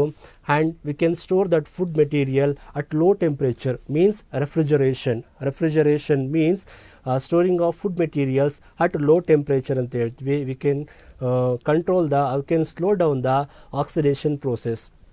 And third one is replacing air by nitrogen gas ಅಂತಾರೆ. ನೀವು ನೋಡಿರ್ಬೋದು ಚಿಪ್ಸ್ ಪ್ಯಾಕನ್ನೆಲ್ಲ ನೋಡಿರ್ಬೋದು. ಓಕೆ, ಆ ಚಿಪ್ಸ್ ಪ್ಯಾಕ್ಸ್ನ ಒಳಭಾಗದಲ್ಲಿ ಏರ್ ಬದಲು ಏನು ಮಾಡಿರ್ತಾರೆ, ನೈಟ್ರೋಜನ್ ಗ್ಯಾಸನ್ನು ಫಿಲ್ ಮಾಡಿರ್ತಾರೆ. ಯಾಕೆ ಅಂತ ಅಂದರೆ ಟು ಪ್ರಿವೆಂಟ್ ರ್ಯಾನ್ಸಿಡಿಟಿಯನ್ನು ಪ್ರಿವೆಂಟ್ ಮಾಡಲಿಕ್ಕೆ ಏನು ಮಾಡ್ತಾರೆ, ನೈಟ್ರೋಜನ್ ಗ್ಯಾಸಸನ್ನು they flux with the nitrogen gas ಅಂತ ಹೇಳ್ತೀವಿ. ಆಲ್ಮೋಸ್ಟ್ ಈ ಟಾಪಿಕಲ್ಲಿ ನಿಮಗೆ ಒಂದು ಕ್ವಶನ್ ಬರ್ತಾ ಹೋಗುತ್ತೆ 2 ಮಾರ್ಕ್ಸ್ಗೆ. So it's a very important topic ಅಂತ ಹೇಳ್ತಾ ಹೋಗ್ತೀವಿ. ಓಕೆ ಸ್ಟೂಡೆಂಟ್ಸ್, ಇಷ್ಟು ಕೂಡ ಓಕೆ ಯಾವುದರಿಂದ ಕೆಮಿಕಲ್ ರಿಯಾಕ್ಷನ್ ಆ್ಯಂಡ್ ಈಕ್ವೇಷನ್ ಅಂತ ಹೇಳ್ತಾ ಹೋಗ್ತೀವಿ. ಮತ್ತು ಬೇರೆ ಕೂಡ ಇದೆ. ಓಕೆ, ಇವು ಮೇಜರ್ ಇಂಪಾರ್ಟೆಂಟ್ ಥಿಂಗ್ಸ್ ಅಂತ ಹೇಳ್ತಾ ಹೋಗ್ತೀವಿ. ಇಷ್ಟನ್ನು ಕಲಿಬೇಕಾಗುತ್ತೆ ನೀವು. ಓಕೆ, ಈಗ next move on to the another lesson, acid bases and salts ಅಂತ ಹೇಳ್ತಾ ಹೋಗ್ತೀವಿ. ಈ ಲೆಸನಲ್ಲಿ ಬಂದಾಗ ನಿಮಗೆ properties of acids and properties of bases ಗೊತ್ತಿರಬೇಕು. ಅವುಗಳ ನಡುವೆ ಡಿಫ್ರೆನ್ಸಸ್ಸನ್ನು ಕೇಳ್ತಾ ಇರ್ತಾರೆ. And reaction of acid and bases with metal, how metal react with the acid, how metal reacted with the base and their chemical equation and the balanced chemical equation. You should know that one. And third one is reaction of acid and bases with water. Water ಜೊತೆ ಹೇಗೆ react ಆಗ್ತಾ ಹೋಗುತ್ತೆ acid bases ಅದು ಗೊತ್ತಿರಬೇಕು. Neutralisation reaction, ಅವ್ರ acid react with the base and gives salt and water. Importance of pH scale in our daily life, the most important question ಅಂತ ಹೇಳ್ತಾ ಹೋಗ್ತೀವಿ. And next one, chemicals prepared from sodium chloride. Sodium ಕ್ಲೋರೈಡನ್ನು ಬಳಸ್ಕೊಂಡು ನಾವೇನು sodium ಹೈಡ್ರಾಕ್ಸೈಡನ್ನು ಬಳಸ್ತಾ ಹೋಗ್ತೀವಿ, ಅವುಗಳು ಗೊತ್ತಿರಬೇಕು. And also other compounds like bleaching powder, baking soda, washing soda and plaster of Paris ಅಂತ ಹೇಳ್ತೀವಿ. ಅವುಗಳ ಪ್ರಿಪ್ರೇಷನ್ನು ಆ್ಯಂಡ್ ದೇರ್ ಯೂಸಸ್ ನಿಮಗೆ ಗೊತ್ತಿರಬೇಕು. ಓಕೆ, ಅದರ ನೆಕ್ಸ್ಟ್ ಒನ್ ನಾನು ನೋಡೋಣ ಒನ್ ಬೈ ಒನ್. ಈ ಲೆಸನಲ್ಲಿ ತುಂಬ ಇಂಪಾರ್ಟೆಂಟ್ ಯಾವುದು ಅಂತ ಅಂದರೆ differences between acids and basis. Acids and basis ಅಂತ ಹೇಳ್ತೀವಿ. ಹಾಗಾದರೆ ಆ್ಯಸಿಡ್ ಮತ್ತು ಬೇಸ್ ಅಂತ ಹೇಗೆ ಗೊತ್ತಾಗ್ತಾ ಹೋಗುತ್ತೆ ಅನ್ನುವಂಥದ್ದು. Okay, have certain their own features, ಕೆಲವೊಂದು ಕ್ಯಾರೆಕ್ಟರಿಸ್ಟಿಕ್ಸ್ ಇದೆ ಆಸಿಡ್ ಮತ್ತು ಬೇಸಸ್ ಅಂತ ಬಂದಾಗ. Acid generally their pH value always less than 7. ಯಾವ ಒಂದು ಸೊಲ್ಯೂಷನ್ನ pH ಲೆಸ್ ದ್ಯಾನ್ 7 ಇರುತ್ತೋ, ಮೀನ್ಸ್ 7 to 0 ಇರುತ್ತೋ, ಬಿಲೋ 7 to 0 ಅದನ್ನೇನಂತ ಹೇಳ್ತೀವಿ, ಆ್ಯಸಿಡ್ ಅಂತ ಹೇಳ್ತಾ ಹೋಗ್ತೀವಿ. Generally they are capable to neutralise the bases. ಅವು ನ್ಯೂಟ್ರಲೈಸ್ ಬೇಸಸ್ಸನ್ನು ಏನು ಮಾಡುತ್ತೆ, ನ್ಯೂಟ್ರಲೈಸ್ ಮಾಡುವಂಥ ಕೆಪಾಸಿಟಿ ಇರ್ತಾ ಹೋಗುತ್ತೆ. And it forms the hydrogen ions in solution when they are contact with the solution state contact ಆದಾಗ generally they generate the more H+ ion, hydrogen ಅಯಾನನ್ನು ಏನು ಮಾಡುತ್ತೆ, ಜನರೇಟ್ ಮಾಡ್ತಾ ಹೋಗುತ್ತೆ. And corrosive react with most ಅಂತ ಹೇಳ್ತಾ ಹೋಗ್ತೀವಿ. ಅಂತ ಅಂದರೆ ಆಲ್ಮೋಸ್ಟು ಅವುಗಳು ಮೆಟಲ್ಸ್ ಜೊತೆ ರಿಯಾಕ್ಟ್ ಆದಾಗ ಕರೋಡ್ ಆಗುವಂಥ ಸಾಧ್ಯತೆಗಳು ಜಾಸ್ತಿ ಇರ್ತಾ ಹೋಗುತ್ತೆ ಅಂತ ಹೇಳ್ತೀವಿ. ಅಂತ ಅಂದರೆ ಆ್ಯಸಿಡ್ ಆಗಿರೋದ್ರಿಂದ ಆಲ್ಮೋಸ್ಟ್ ಇಟ್ ಕರೋಡ್ ಅಂತ ಹೇಳ್ತೀವಿ. ಸಬ್ಸ್ಟೆನ್ಸನ್ನು ಕರೋಡ್ ಮಾಡುವಂಥ ಕೆಪಾಸಿಟಿ ಇರ್ತಾ ಹೋಗುತ್ತೆ. And they are also a good conductor of electricity because they forms the hydrogen ions. Ions ಅನ್ನು ಫಾರ್ಮೇಷನ್ ಮಾಡೋದ್ರಿಂದ they are the good conductor of electricity ಅಂತ ಹೇಳ್ತೀವಿ. These are all the properties of acid. Okay, and one more is all acids are sour in taste. ಹುಳಿ ರುಚಿಯನ್ನು ಏನು ಮಾಡಿರುತ್ತೆ, ಇವು ಒಳಗೊಂಡಿರುತ್ತೆ ಅಂತ ಹೇಳ್ತೀವಿ. ಫಾರ್ ಎಕ್ಸಾಂಪಲ್ ನೀವು ನೋಡಿರ್ಬೋದು, ಯಾವುದು ಸಿಟ್ರಿಕ್ ಆ್ಯಸಿಡ್ ಅಂತ ಹೇಳ್ತೀವಿ, ಲೆಮನಲ್ಲಿ ಇರುವಂಥದ್ದು. ಓಕೆ, ಹುಳಿ ರುಚಿ ಇರುವಂಥದ್ದು ಅಂತ ಹೇಳ್ತಾ ಹೋಗ್ತೀವಿ. ಅದೇ ರೀತಿ ಟ್ಯಾಮರಿಂಡ್ ಅಂತ ಹೇಳ್ತೀವಿ, ಟಾಟಾರಿಕ್ ಆ್ಯಸಿಡ್ ಇರುವಂಥದ್ದು. ಓಕೆ, ಹುಳಿ ರುಚಿ ಇರುವಂಥದ್ದು ಆ ಒಂದು ಪ್ರಾಪರ್ಟಿ ಈ ಆ್ಯಸಿಡ್ಗಿದೆ ಅಂತ ಹೇಳ್ತೀವಿ. And one more is bases ಅಂತ ಹೇಳ್ತೀವಿ. Another one is their pH is greater than 7. ಅದರ ವ್ಯಾಲ್ಯೂ 7ಗಿಂತ ಜಾಸ್ತಿ ಇರ್ತಾ ಹೋಗುತ್ತೆ, ಅಪ್ ಟು 14 ಅಂತ ಹೇಳ್ತಾ ಹೋಗ್ತೀವಿ. ಅದನ್ನು ಬೇಸಸ್ ಅಂತ ಹೇಳ್ತೀವಿ. ಓಕೆ, ದೇ ಫೀಲ್ ಸ್ಲಿಪರಿ ಅಂತ ಹೇಳ್ತೀವಿ ಆ್ಯಂಡ್ ಮೀನ್ಸ್ ಸಾಫ್ಟ್ ಟಚ್ ಅಂತ ಹೇಳ್ತೀವಿ. ಓಕೆ, ಸೋಫಿರೇಟ್ ಡಿಸಾಲ್ವ್ಸ್ ಫ್ಯಾಟ್ ಆ್ಯಂಡ್ ಆಯಿಲ್ಸ್. ತನ್ನಲ್ಲಿ ಫ್ಯಾಟ್ಸನ್ನು ಮತ್ತು ಡಿಸಾಲ್ವ್ಸನ್ನು ಈಸಿಯಾಗಿ ಏನು ಮಾಡುತ್ತೆ, ಡಿಸಾಲ್ವ್ ಮಾಡ್ಕೊಳ್ತಾ ಹೋಗುತ್ತೆ. And when they are contact with the solution they usually forms the hydroxide ions, OH- ಅಯಾನ್ಸನ್ನು ಏನು ಮಾಡುತ್ತೆ, ಫಾರ್ಮ್ ಆಗ್ತಾ ಹೋಗುತ್ತೆ. Okay, and it also neutralises the acid. Okay, they are also good conductor of electricity ಅಂತ ಹೇಳ್ತೀವಿ because of presence of hydrogen ions. Hydrogen ions ಇರೋದ್ರಿಂದ ಅವು they are also good conductor ಅಂತ ಹೇಳ್ತೀವಿ. ನಿಮಗೆ 4 ಮಾರ್ಕ್ಸ್ಗೆ ಕೇಳ್ಬೋದು. 4 ಮಾರ್ಕ್ಸ್ಗೆ ಕೇಳಿದಾಗ ಅಥವಾ 3 ಮಾರ್ಕ್ಸ್ಗೆ ಸಾಮಾನ್ಯವಾಗಿ 2 or 3 ಮಾರ್ಕ್ಸ್ಗೆ ಈ ಕ್ವಶನನ್ನು ಕೇಳ್ತಾ ಇರ್ತಾರೆ. ಓಕೆ, 2 ಮಾರ್ಕ್ಸ್ ಕೇಳಿದ್ರೆ 2 ಪಾಯಿಂಟ್ಸ್ ಆರ್ 3 ಮಾರ್ಕ್ಸ್ ಕೇಳಿದ್ರೆ 3 ಪಾಯಿಂಟ್ಸನ್ನು ನೀವು ಬರಿಬೋದು ಅಂತ ಹೇಳ್ತಾ ಹೋಗ್ತೀವಿ. ತುಂಬ ಇಂಪಾರ್ಟೆಂಟ್ ಒನ್ ಅಂತ ಹೇಳ್ತೀವಿ. And next one is strong acid versus weak acid. ಆ್ಯಸಿಡಲ್ಲಿ ಬಂದಾಗ ಸ್ಟ್ರಾಂಗ್ ಆ್ಯಸಿಡ್ ಯಾವುದು, ವೀಕ್ ಆ್ಯಸಿಡ್ ಯಾವುದು, ಅದರ ಪ್ರಾಪರ್ಟೀಸ್ ಹೇಗಿರುತ್ತೆ, and difference between the weak bases and strong bases, ಅವುಗಳ ಎಕ್ಸಾಂಪಲ್ಸನ್ನು ಕೂಡ ಕೇಳ್ತಾ ಇರ್ತಾರೆ ನಿಮಗೆ ಬಂದಾಗ. Strong acid versus weak acid ಅಂದರೆ strong acid means they have an property means they ionise completely with the solution. When they are contact with any solution means like water, they ionise completely. They ionize completely and they generate more amount of H+ ions. H+ ions, hydrogen ions, they bring the acidic property to the solution. Acidic property ಬರಲಿಕ್ಕೆ ಕಾರಣನೇ ಯಾವುದು ಅಂತ ಅಂದರೆ hydrogen ions ಅಂತ ಹೇಳ್ತೀವಿ. Strong acids ಅಂತ ಬಂದಾಗ hydrochloric acid, nitric acid, sulphuric acid ಅಂತ ಹೇಳ್ತೀವಿ. This are all the common examples for strong acids. And ಬರುವಂಥದ್ದು weak acids, they do not ionize completely. Partial ionisation takes place in weak acid, ಅಂದರೆ ಎಲ್ಲವೂ ಪೂರ್ತಿ ಅಯನೈಸ್ ಆಗಲ್ಲ, ಎಲ್ಲವೂ ಕೂಡ ಓಕೆ ಪಾರ್ಷಿಯಲ್ ಅಯನೈಸೇಷನ್ ಆಗ್ತಾ ಹೋಗುತ್ತೆ ಅಂತ ಹೇಳ್ತೀವಿ. ಅವುಗಳನ್ನು ವೀಕ್ ಆ್ಯಸಿಡ್ ಅಂತ ಹೇಳ್ತೀವಿ. For example acetic acid, boric acid, nitrous acid, phosphoric acid, this are all the examples for weak acid. Multiple ಚಾಯ್ಸಲ್ಲೂ ಕೂಡ ಕೇಳ್ಬೋದು, ಅಥವಾ 1 ಮಾರ್ಕ್ಸ್ಗೆ ಎಕ್ಸಾಂಪಲ್ಸನ್ನು ಇದರಲ್ಲಿ ಕೇಳ್ಬೋದು ಅಂತ ಹೇಳ್ತೀವಿ. ವೀಕ್ ಬೇಸಸ್ಗೆ ಬಂದಾಗ okay ammonia and potassium carbonate, sodium carbonate ಅಂತ ಹೇಳ್ತಾ ಹೋಗ್ತೀವಿ. Okay and sodium hydroxide, they are all the weak bases. Strong bases ಅಂತ ಬಂದಾಗ sodium hydroxide is a strong base, sodium phosphate, barium hydroxide, calcium hydroxide ಇವೆಲ್ಲವನ್ನು ಕೂಡ ಏನಂತ ಹೇಳ್ತೀವಿ strong bases ಅಂತ ಹೇಳ್ತೀವಿ. ಇವುಗಳ ಬಗ್ಗೆ ಎಕ್ಸಾಂಪಲ್ಸ್ ನಿಮಗೆ ಗೊತ್ತಿರಬೇಕು. Next one natural acid base indicator. How can V detect weather the given solution is acid or base? ಕೊಟ್ಟಿರುವಂಥ ಸೊಲ್ಯೂಷನ್ನು ಆ್ಯಸಿಡಾ ಬೇಸಾ ಅಂತ ನಮ್ಗೆ ಹೇಗೆ ಗೊತ್ತಾಗ್ತಾ ಹೋಗುತ್ತೆ? ಓಕೆ, ಅದಕ್ಕೆ ಅಂತಲೇ ಕೆಲವೊಂದು ಇಂಡಿಕೇಟರ್ಸ್ ಇದೆ. Okay, using that one we can check whether the given solution is acid or base ಅಂತ ನಾವೇನು ಮಾಡ್ಬೋದು, ಚೆಕ್ ಮಾಡ್ಬೋದು. ಆ ಇಂಡಿಕೇಟರ್ಸಲ್ಲಿ ಬಂದಾಗ okay again they are classified into 3 types of ಇಂಡಿಕೇಟರ್ಸನ್ನು ನಾವು ನೋಡ್ತಾ ಹೋಗ್ತೀವಿ. ಆ್ಯಸಿಡ್ ಬೇಸಿಸ್ ಇಂಡಿಕೇಟರ್ಸ್ ಅಂತ ಹೇಳ್ತೀವಿ. ಅದರಲ್ಲಿ ಫಸ್ಟ್ ಒನ್ ಯಾವುದು ಅಂತ ಅಂದರೆ ನ್ಯಾಚುರಲ್ ಇಂಡಿಕೇಟರ್ಸ್ ಅಂತ ಹೇಳ್ತೀವಿ. Means generally they obtain in nature. Okay, ಪ್ಲ್ಯಾಂಟ್ಸಲ್ಲಿ ಏನು ಮಾಡ್ತೀವಿ, ಅವುಗಳನ್ನು ಎಕ್ಸ್ಟ್ರಾಕ್ಟ್ ಮಾಡ್ತಾ ಹೋಗ್ತೀವಿ ಅಂತ ಹೇಳ್ತೀವಿ. ಅವುಗಳನ್ನು ನ್ಯಾಚುರಲ್ ಇಂಡಿಕೇಟರ್ಸ್ ಅಂತ ಹೇಳ್ತೀವಿ. They can also use to find out whether the given one is acid or base. Natural indicators ಅದಕ್ಕೆ ಎಕ್ಸಾಂಪಲ್ಸನ್ನು ನೋಡೋದಾದರೆ ಲಿಟ್ಮಸ್, ನೀವು ಆಲ್ರೆಡಿ ನೋಡಿರ್ತೀರಾ. ಲಿಟ್ಮಸ್ ಪೇಪರ್ ಕೇಳಿದ್ದೀರಾ. It is extracted from lichens ಅಥವಾ ಲೈಕೆನ್ಸ್ ಅಂತ ಹೇಳ್ತೀವಿ. ಓಕೆ, ಆಲ್ಗೆ ಆ ಒಂದು ಸ್ಪೀಸೀಸ್ಗೆ ಸೇರಿರುವಂಥದ್ದು, ಅದರಿಂದ ಎಕ್ಸ್ಟ್ರಾಕ್ಟ್ ಮಾಡಿ ಈ ಲಿಟ್ಮಸ್ ಪೇಪರನ್ನು ನಾವು ಪ್ರಿಪೇರ್ ಮಾಡ್ಬೋದು. ಇದರಲ್ಲಿ ಬಂದಾಗ 2 ಟೈಪ್ಸ್ ಆಫ್ ಲಿಟ್ಮಸ್ ಪೇಪರ್ ಇದೆ. ಯಾವ್ಯಾವುದು ಅಂತ ಅಂದರೆ red litmus paper and blue litmus paper. Okay, ಇದನ್ನು ಆ್ಯಸ್ ಎ ನ್ಯಾಚುರಲ್ ಇಂಡಿಕೇಟರ್ಸ್ ಆಗಿ ಬಳಸ್ಬೋದು. ಹೇಗೆ ಅಂತ ಅಂದರೆ ಇಲ್ಲಿ ರೆಡ್ ಲಿಟ್ಮಸ್ ಪೇಪರ್ ಅಂತ ಹೇಳ್ತಾ ಹೋಗ್ತೀವಿ. When the red litmus paper when is come in contact with the acid it remains red in colour. ಯಾವ ರೆಡ್ ಲಿಟ್ಮಸ್ ಪೇಪರು ಆ್ಯಸಿಡ್ ಜೊತೆ ಕಾಂಟ್ಯಾಕ್ಟ್ ಆದಾಗ ರೆಡ್ ಕಲರಲ್ಲೇ ಇರ್ತಾ ಹೋಗುತ್ತೆ. If it is in contact with the ಬೇಸ್ಗೆ contact ಮಾಡಿದ್ರೆ blue ಕಲರ್ಗೆ ಏನಾಗುತ್ತೆ, turn ಆಗ್ತಾ ಹೋಗುತ್ತೆ. Okay, all acid gives red colour and all bases gives blue colour. ಆ ಕಲರ್ ಚೇಂಜ್ಗಳು ಏನು ಮಾಡ್ಬೋದು, ಅದು ಆ್ಯಸಿಡ್ ಬೇಸಾ ಅಂತ ನಾವೇನು ಮಾಡ್ಬೋದು, ಇನ್ನು ಚೆಕ್ ಮಾಡ್ಬೋದು ಅಂತ ಹೇಳ್ತೀವಿ. In case if you dip the blue litmus paper to the acid, okay it turns to red ಕಲರ್ಗೆ ಏನಾಗುತ್ತೆ, ಟರ್ನ್ ಆಗೋದನ್ನು ನಾವು ನೋಡ್ತಾ ಹೋಗ್ತೀವಿ. ಅದೇ ರೀತಿ ಟರ್ಮರಿಕ್, ಅರಿಶಿಣ ಅಂತೇನು ಹೇಳ್ತಾ ಹೋಗ್ತೀವಿ. They can also change their colour in their contact with the ಆ್ಯಸಿಡ್ಗೆ ಕಾಂಟ್ಯಾಕ್ಟ್ ಆದಾಗ ಏನಾಗುತ್ತೆ, ಅದರ ಸೇಮ್ ಕಲರ್ ಇರ್ತಾ ಹೋಗುತ್ತೆ, ಯೆಲ್ಲೋ ಕಲರ್ ಇರ್ತಾ ಹೋಗುತ್ತೆ. But it is when is contact with the base it turns to red colour. Yellow ಕಲರಿಂದ red ಕಲರ್ಗೆ ಟರ್ನ್ ಆಗ್ತಾ ಇದೆ. ರೆಡ್ ಕಲರ್ಗೆ ಟರ್ನ್ ಆಗಿದೆ ಅಂದರೆ ಅದೇನಂತ ಹೇಳ್ತೀವಿ, ಬೇಸ್ ಅಂತ ನಾವೇನು ಮಾಡ್ಬೋದು, ಕನ್ಕ್ಲೂಡ್ ಮಾಡ್ಬೋದು ಅಂತ ಹೇಳ್ತೀವಿ. And second type of acid base indicator is synthetic indicators. Synthetic ಅಲ್ಲೇ ಇದೆ, ಮ್ಯಾನ್ ಮೇಡ್ ಇಂಡಿಕೇಟರ್ಸ್ ಅಂತ ಹೇಳ್ತಾ ಹೋಗ್ತೀವಿ. ದೇ ಕ್ಯಾನ್ ಪ್ರಿಪೇರ್ಡ್ ಇನ್ ಲ್ಯಾಬೊರೇಟ್ರಿಯಲ್ಲಿ ಏನು ಮಾಡ್ಬೋದು, ಬಳಸ್ತೀವಿ. ಸೊ ಕಾಮನ್ ಆಗಿ ನಾವು ಅದನ್ನು ಟೈಟ್ರೇಷನ್ಗಳಲ್ಲಿ, ಕೆಮಿಕಲ್ ಟೈಟ್ರೇಷನ್ಗಳಲ್ಲಿ ಏನು ಮಾಡ್ತಿದ್ದೀವಿ, ಬಳಸ್ತೀವಿ. ಅದನ್ನು ನೀವು ಹೈಯರ್ ಕ್ಲಾಸಸ್ಸಲ್ಲಿ ನೋಡ್ತೀರಾ. ಸಿಂಥೆಟಿಕ್ ಇಂಡಿಕೇಟರ್ಸ್ಗೆ ಎಕ್ಸಾಂಪಲ್ಸ್ ಅಂತ ನೋಡೋದಾದರೆ ಮೀಥೈಲ್ ಆರೆಂಜ್ ಅಂತ ಹೇಳ್ತೀವಿ, methyl orange. And one more is phenolphthalein. Both are the synthetic and indicators.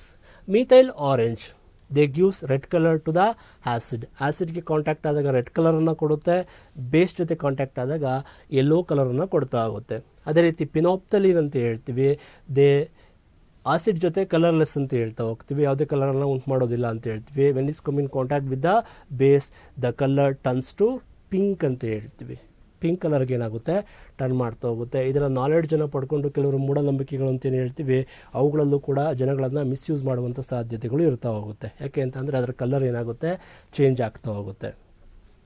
Okay, ಇವುಗಳನ್ನು ಬಳಸುವಂಥದ್ದು. ಫಾರ್ ಎಕ್ಸಾಂಪಲ್ ಈಗ ಆ್ಯಸಿಡ್ ಅಂತ ಹೇಳ್ತೀವಿ. ಓಕೆ, ಯೂಸಿಂಗ್ ಎ ನೈಫ್, ಒಂದು ನೈಫನ್ನು ತೊಗೊಂಡು ಆ ಒಂದು ಲೆಮನನ್ನು ಕಟ್ ಮಾಡ್ಬೋದು. ಲೆಮನನ್ನು ಕಟ್ ಮಾಡಿದಾಗ ಏನಾಗಿರುತ್ತೆ, ಆ ನೈಫಲ್ಲಿ ಆ ಒಂದು ಲೆಮನ್ ಕಂಟೆಂಟ್, ಆ ಒಂದು ಆ್ಯಸಿಡ್ ಅಂತ ಏನು ಹೇಳ್ತಾ ಹೋಗ್ತೀವಿ, ಅದು ಕಾಂಟ್ಯಾಕ್ಟ್ ಇರ್ತಾ ಹೋಗುತ್ತೆ. ಅದನ್ನು ನಾವು ಡೈರೆಕ್ಟ್ ಬೇಸ್ಗೆ ಡಿಪ್ ಮಾಡಿದಾಗ ಏನಂತ ಹೇಳ್ತೀವಿ, ಕಲರ್ಲೆಸ್ ಇರುವಂಥದ್ದು ಪಿಂಕ್ ಕಲರ್ಗೆ ಟರ್ನ್ ಆಗ್ಬೋದು. ಓಕೆ, ಇದನ್ನು ಏನು ಮಾಡ್ತಾರೆ, ಮಿಸ್ಯೂಸ್ ಮಾಡುವಂಥ ಸಾಧ್ಯತೆಗಳು ಇರ್ತಾ ಹೋಗುತ್ತೆ. ಜಸ್ಟ್ ಇಟ್ಸ್ ಎ ಬೇಸ್ ಅಂತ ಹೇಳ್ತೀವಿ, ಕಲರನ್ನು ಏನು ಮಾಡುತ್ತೆ, ಚೇಂಜ್ ಮಾಡ್ತಾ ಹೋಗುತ್ತೆ ಅಂತ ಹೇಳ್ತೀವಿ. Okay, and one more is indicator is all factory indicators. All factory ಈ ವರ್ಡನ್ನು ನೀವು ಕೇಳಿರ್ಬೋದು, ಆಲ್ ಫ್ಯಾಕ್ಟ್ರಿ ಸೆಲ್ಸ್ ಅಂತೇಳಿ.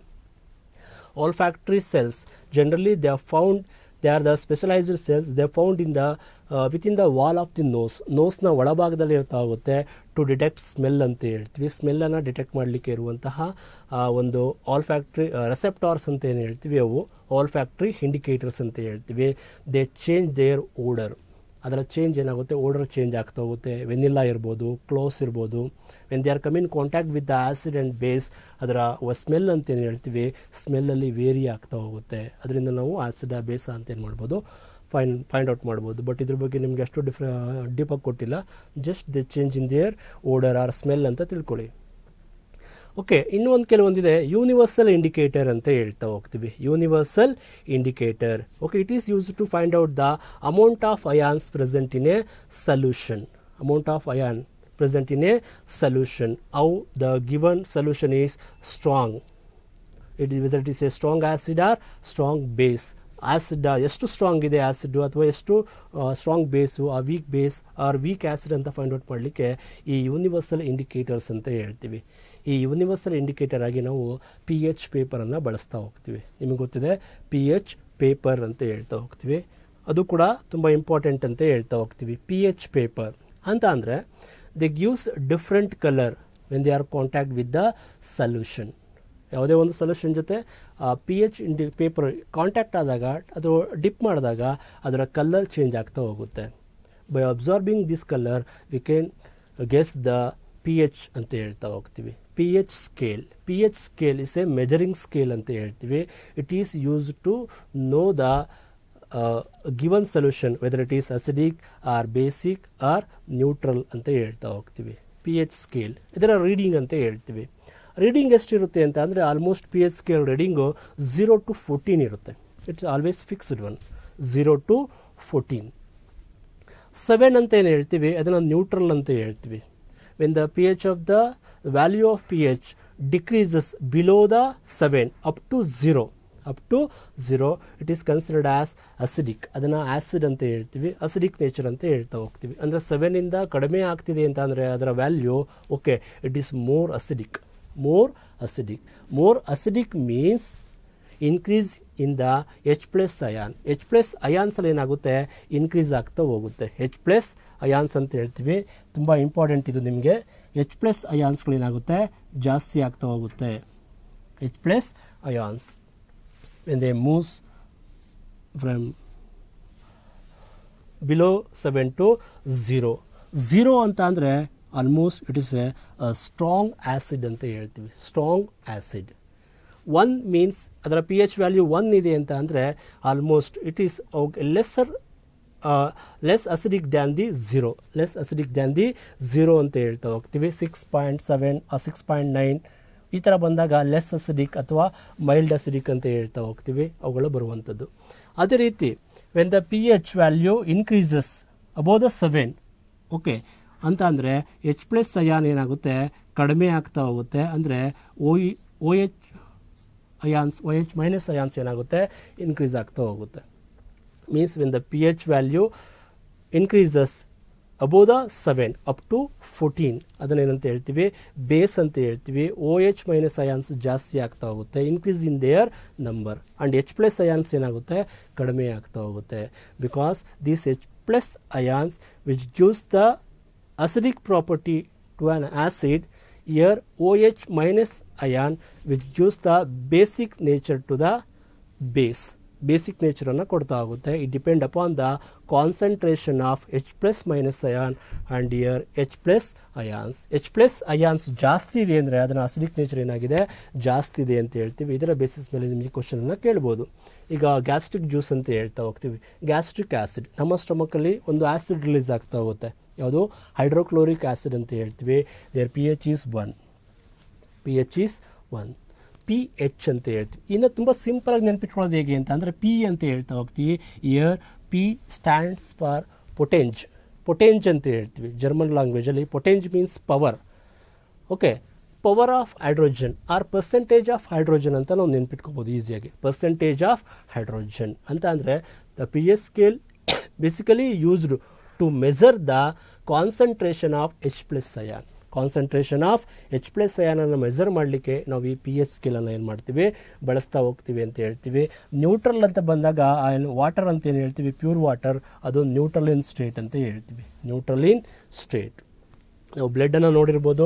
ಬ್ಲಡ್ ಬಂದಾಗ ಸ್ಲೈಟ್ಲಿ ಅಸಿಡಿಕ್ ಅಂತ, ಸ್ಲೈಟ್ಲಿ ಬೇಸಿಕ್ ಅಂತ ಹೇಳ್ತೀವಿ. Okay, there P H is about 4.7 7.4 ಅಂತ ಹೇಳ್ತೀವಿ. ಸ್ಲೈಟ್ಲಿ ಬೇಸಿಕ್ ಇನ್ ನೇಚರ್ ಅಂತ ಹೇಳ್ತೀವಿ. ಆ್ಯಂಡ್ ಸೋಡಿಯಂ ಹೈಡ್ರಾಕ್ಸೈಡ್ ಅದರ ಪಿ ಎಚ್ ವ್ಯಾಲ್ಯೂ ಅಬೌಟ್ 14 ಅಂತ ಹೇಳ್ತೀವಿ. 14 ಅಂತ ಅಂದರೆ it's a strong base.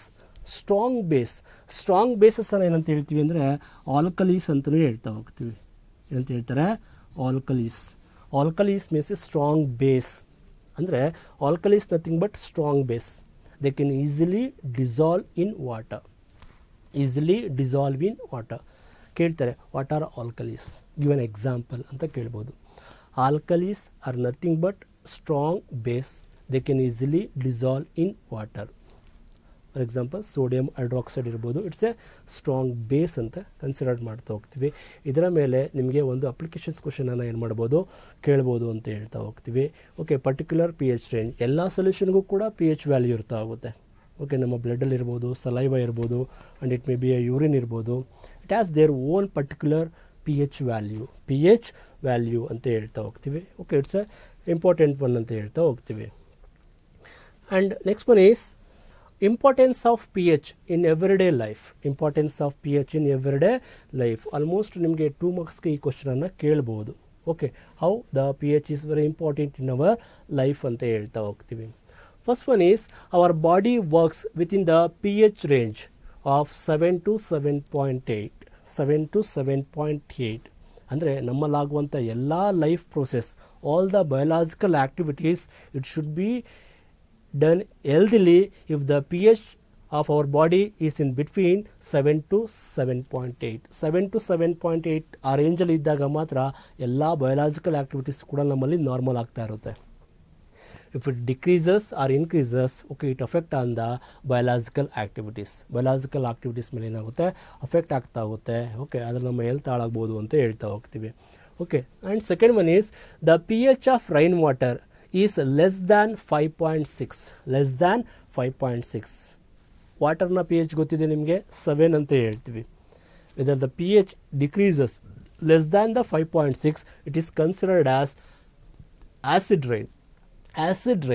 Means acidic nature ಜಾಸ್ತಿ ಆಗ್ತಾ ಇದೆ. ಮೀನ್ಸ್ ಹೈಡ್ರೋಜನ್ ಅಯಾನ್ ಕಾನ್ಸಂಟ್ರೇಷನ್ ಏನಾಗ್ತಿದೆ, ಜಾಸ್ತಿ ಇದೆ. ಬಿಕಾಸ್ ಅದು ರೈನ್ ಅಟ್ಮಾಸ್ಫಿಯರ್ಗೆ ರೀಚ್ ಆದಾಗ it's come in contact with the many gases molecules. Okay, if it is polluted atmosphere, ಅಲ್ಲಿ ಬಂದಾಗ ಆಗೇನಾಗುತ್ತೆ, H+ ಅಯಾನ್ಸ್ ಜಾಸ್ತಿ ಆದಷ್ಟು ಓಕೆ ಅಸಿಡಿಕ್ ನೇಚರ್ ಏನಾಗುತ್ತೆ, ಇನ್ಕ್ರೀಸ್ ಆಗ್ತಾ ಹೋಗುತ್ತೆ ಅಂತ ಹೇಳ್ತೀವಿ. Okay, it is called as acid rain ಅಂತ ಹೇಳ್ತೀವಿ.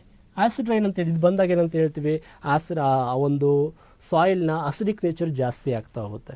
ಅಸಿಡಿಕ್ ನೇಚರ್ ಜಾಸ್ತಿ ಆದಾಗ even plant also not grows healthily ಅಂತ ಹೇಳ್ತೀವಿ. ಬಿಕಾಸ್ ಪ್ಲ್ಯಾಂಟು ಸಾಮಾನ್ಯವಾಗಿ ಗ್ರೋ ಆಗುವಂಥದ್ದು ಅಬೌಟ್ 6 to 7 pH ಈ ರೇಂಜಲ್ಲಿ ಇದ್ದಾಗ it can grow healthily. If the acidic nature increases, the plant will not grow healthily. ಆ ಟೈಮಲ್ಲಿ ಏನು ಮಾಡಬೇಕು, ಇದನ್ನು ಇಲ್ಲಿ ಸಲ ಒಂದು ಬೋರ್ಡ್ ಎಕ್ಸಾಮಲ್ಲೂ ಕೂಡ ಕೇಳಿದರು. ಓಕೆ, ಅಂಥ ಟೈಮಲ್ಲಿ we can add the base ಅಂತ ಅಂದರೆ ಲೈಮ್ ಸ್ಟೋನನ್ನು ಬಳಸ್ಬೋದು as A base. Because it decreases the acidic nature because limestone means calcium carbonate. It's A base one ಅಂತ ಹೇಳ್ತೀವಿ. ಬೇಸನ್ನು ಆ್ಯಡ್ ಮಾಡೋದ್ರ ಮೂಲಕ ನಾವು ಅದರ ಒಂದು ಪಿ ಎಚ್ ವ್ಯಾಲ್ಯೂನ ಏನು ಮಾಡ್ಬೋದು, ಕಡಿಮೆ ಮಾಡ್ಬೋದು ಅಂತ ಹೇಳ್ತಾ ಹೋಗ್ತೀವಿ. ನಿಮಗೆ ಗೊತ್ತಿರ್ಬೋದು, ಸಮ್ ಟೈಮ್ ನಮ್ಮ ಸ್ಟಮಕಲ್ಲೂ ಕೂಡ HCl ರಿಲೀಸ್ ಆಗ್ತಾ ಹೋಗುತ್ತೆ. If any person they suffering from stomach pain, ಕೆಲವೊಂದು ಸಲ ಮನೇಲಿ ಹೋಮ್ ರೆಮಿಡಿ ಅಂತ ಬಂದಾಗ ಏನು ಮಾಡ್ತಾರೆ, ಸೋಡಾನ ಕುಡಿಸ್ತಾ ಹೋಗ್ತಾರೆ, ಗೊತ್ತಿದೆ ನಿಮಗೆ. ಅಂತ ಅಂದರೆ HCl ಅನ್ನುವಂಥದ್ದು ಏನಂತ ಹೇಳ್ತೀವಿ, ಅಸಿಡಿಕ್ ಇನ್ ನೇಚರ್ ಅಂತ ಹೇಳ್ತೀವಿ. ಸೋಡಾ ಅಂತ ಹೇಳ್ತೀವಿ ಅಂದರೆ ಬೇಕಿಂಗ್ ಸೋಡಾ, ಸಾಮಾನ್ಯವಾಗಿ ಏನಂತ ಹೇಳ್ತೀವಿ, ಬೇಕಿಂಗ್ ಸೋಡಾವನ್ನು ಕುಡಿಸ್ತಾ ಹೋಗ್ತಾರೆ. That is basic in nature. ಯಾವಾಗ ಬೇಸಿಕನ್ನು ನಮ್ಮ ಸ್ಟಮಕ್ಗೆ ಆ್ಯಡ್ ಮಾಡ್ತಾ ಹೋಗ್ತೀವೋ ಆಗ HClನ ಕಾನ್ಸಂಟ್ರೇಷನ್ ಏನು ಮಾಡುತ್ತೆ, ಕಡಿಮೆ ಮಾಡಿ ಸಾಲ್ಟ್ ಮತ್ತು ವಾಟರ್ನಾಗಿ ಕನ್ವರ್ಟ್ ಮಾಡ್ತಾ ಹೋಗುತ್ತೆ. ಆಗ ಪೇನ್ ಏನಾಗುತ್ತೆ, ಕಡಿಮೆ ಆಗ್ತಾ ಹೋಗುತ್ತೆ. ಇಟ್ ಮೀನ್ಸ್ ಆ್ಯಸ್ ಆ್ಯಂಟಾಸಿಡ್ ಆಗಿ ಏನು ಮಾಡ್ತಾರಲ್ಲಿ ಬಳಸ್ಬೋದು ಅಂತ ಹೇಳ್ತಾ ಹೋಗ್ತೀವಿ. And next important one is tooth decay starts when the pH of mouth less than 5.5. ಮೌತ್ನ pH ವ್ಯಾಲ್ಯೂ 5.5ಗಿಂತ ಕಡಿಮೆ ಆದರೆ ನಮ್ಮಲ್ಲಿ ಏನಾಗುತ್ತೆ, ಟೂತ್ ಡಿಕೆ ಸ್ಟಾರ್ಟ್ ಆಗ್ತಾ ಹೋಗುತ್ತೆ. ನಿಮ್ಗೆ ಗೊತ್ತಿದೆ, tooth covered by a strongest substance means tooth enamel ಅಂತ ಏನು ಹೇಳ್ತೀವಿ. It's the strongest substance in our body. It can not easily dissolved in ವಾಟರಲ್ಲಿ ಡಿಸಾಲ್ವ್ ಆಗೋದೇ ಇಲ್ಲ ಅದು. ಬಟ್ ಅದನ್ನು ಕೂಡ ಏನು ಮಾಡುತ್ತೆ, ಟೂತ್ ಡಿಕೆ ಆದಾಗ ಏನಾಗುತ್ತೆ, ಎನಾಮಲ್ ಕೂಡ ಏನಾಗುತ್ತೆ, ಓಕೆ, ಅದು ಕೂಡ it will disturb, okay, destroy ಆಗ್ತಾ ಹೋಗುತ್ತೆ. ಯಾವಾಗ ಅಂತಂದರೆ ವೆನ್ ದ pH ಡಿಕ್ರೀಸಸ್ 5.5 ಅಂತ ಹೇಳ್ತೀವಿ, it is favourable to the ಬ್ಯಾಕ್ಟೀರಿಯಾಸ್ಗೆ ಫೇವರಬಲ್ ಅಂತ ಹೇಳ್ತೀವಿ. They can decay the substances found it between the teeth after meal. ನಾವು ಊಟ ಆದಮೇಲೆ ಆ ಟೀತ್ಗಳ ನಡುವೆ ಏನಿದೆ ಆ ಶುಗರ್ ಕಂಟೆಂಟು, ಕಾರ್ಬೋಹೈಡ್ರೇಟ್ ಕಂಟೆಂಟ್, ಅದರ ಮೇಲೆ ಅದನ್ನು ಡಿಕೆ ಮಾಡುವಾಗ ಇಟ್ ಪ್ರೊಡ್ಯೂಸಸ್ ಆ್ಯಸಿಡನ್ನು ಪ್ರೊಡ್ಯೂಸ್ ಮಾಡ್ತಾ ಹೋಗುತ್ತೆ. As acid produces the pH value decreases. ಅಂಥ ಟೈಮಲ್ಲಿ ಏನು ಮಾಡ್ತೀವಿ ಅಂದರೆ, ಜನರಲಿ ನೋಡ್ತಾ ಹೋಗ್ತೀವಿ, we suggest after meal we should wash our teeth. ನಮ್ಮ ಟೀತನ್ನು ವಾಶ್ ಮಾಡಬೇಕು ಅಂತ ಹೇಳ್ತೀವಿ. ಯಾಕೆ ಅಂತ ಅಂದರೆ, ಆ ಟೀತಲ್ಲಿ ಆ ಟೂತ್ ಪೇಸ್ಟನ್ನು ಬಳಸ್ತಾ ಹೋಗ್ತೀವಿ. Tooth paste is basic in nature. ಅದರ pH ವ್ಯಾಲ್ಯೂನ ಏನು ಮಾಡುತ್ತೆ, ಅದು ಜಾಸ್ತಿ ಮಾಡ್ತಾ ಹೋಗುತ್ತೆ. ಹಾಗಾಗಿ ಅಲ್ಲಿ ಆ ಬ್ಯಾಕ್ಟೀರಿಯಾಸ್ಗಳು ಗ್ರೋ ಆಗಲ್ಲ. ಆ ಟೂತ್ ಡಿಕೆಯನ್ನು ಏನು ಮಾಡ್ಬೋದು, ನಾವು ಪ್ರಿವೆಂಟ್ ಮಾಡ್ಬೋದು ಅಂತ ಹೇಳ್ತಾ ಹೋಗ್ತೀವಿ. Okay, toothpaste, okay, it acts as a base ಅಂತ ಹೇಳ್ತಾ ಹೋಗ್ತೀವಿ.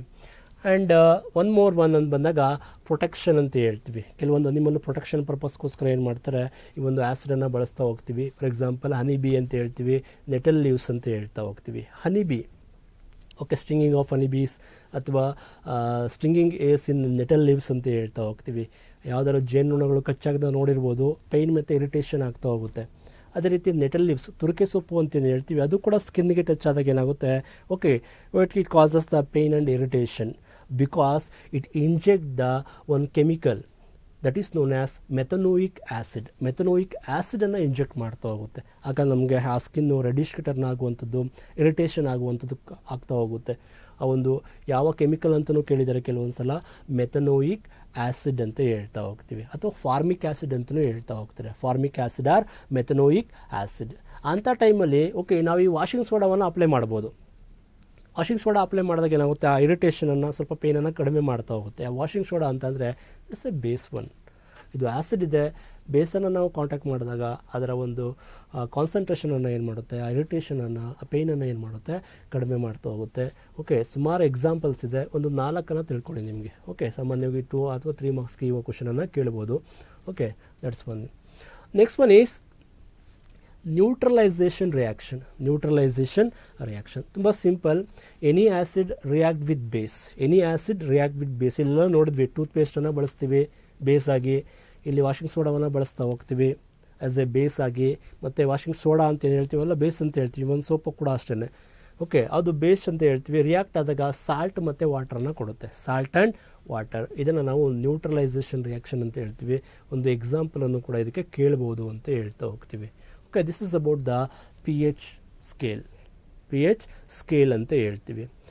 ನೆಕ್ಸ್ಟ್ ಬಂದಾಗ ಏನು ಮಾಡಿದರೆ, ನಿಮಗೆ ಟಾಪಿಕಲ್ಲಿ ಬಂದಾಗ ಕೆಲವೊಂದು ಕಾಮನ್ ಸಾಲ್ಟ್ಸನ್ನು ಕೊಟ್ಟಿದ್ದಾರೆ. ಕಾಮನ್ ಸಾಲ್ಟ್ಸಲ್ಲಿ ಬಂದಾಗ ಕ್ಲೋರ್ ಆಲ್ಕಲಿ ಪ್ರೋಸೆಸ್ಸನ್ನು ಕೊಟ್ಟಿದ್ದಾರೆ. ಕ್ಲೋರ್ ಆಲ್ಕಲಿ ಪ್ರೋಸೆಸ್ ಅಂತ ಅಂದರೆ, when the sodium chloride treated with water it gives sodium hydroxide, chlorine and hydrogen ಗ್ಯಾಸನ್ನು ಕೊಡ್ತಾ ಹೋಗುತ್ತೆ. ಅಂದರೆ ಎಲೆಕ್ಟ್ರಿಸಿಟಿಯನ್ನು ಪಾಸ್ ಮಾಡಿದಾಗ ಬರುವಂಥದ್ದು.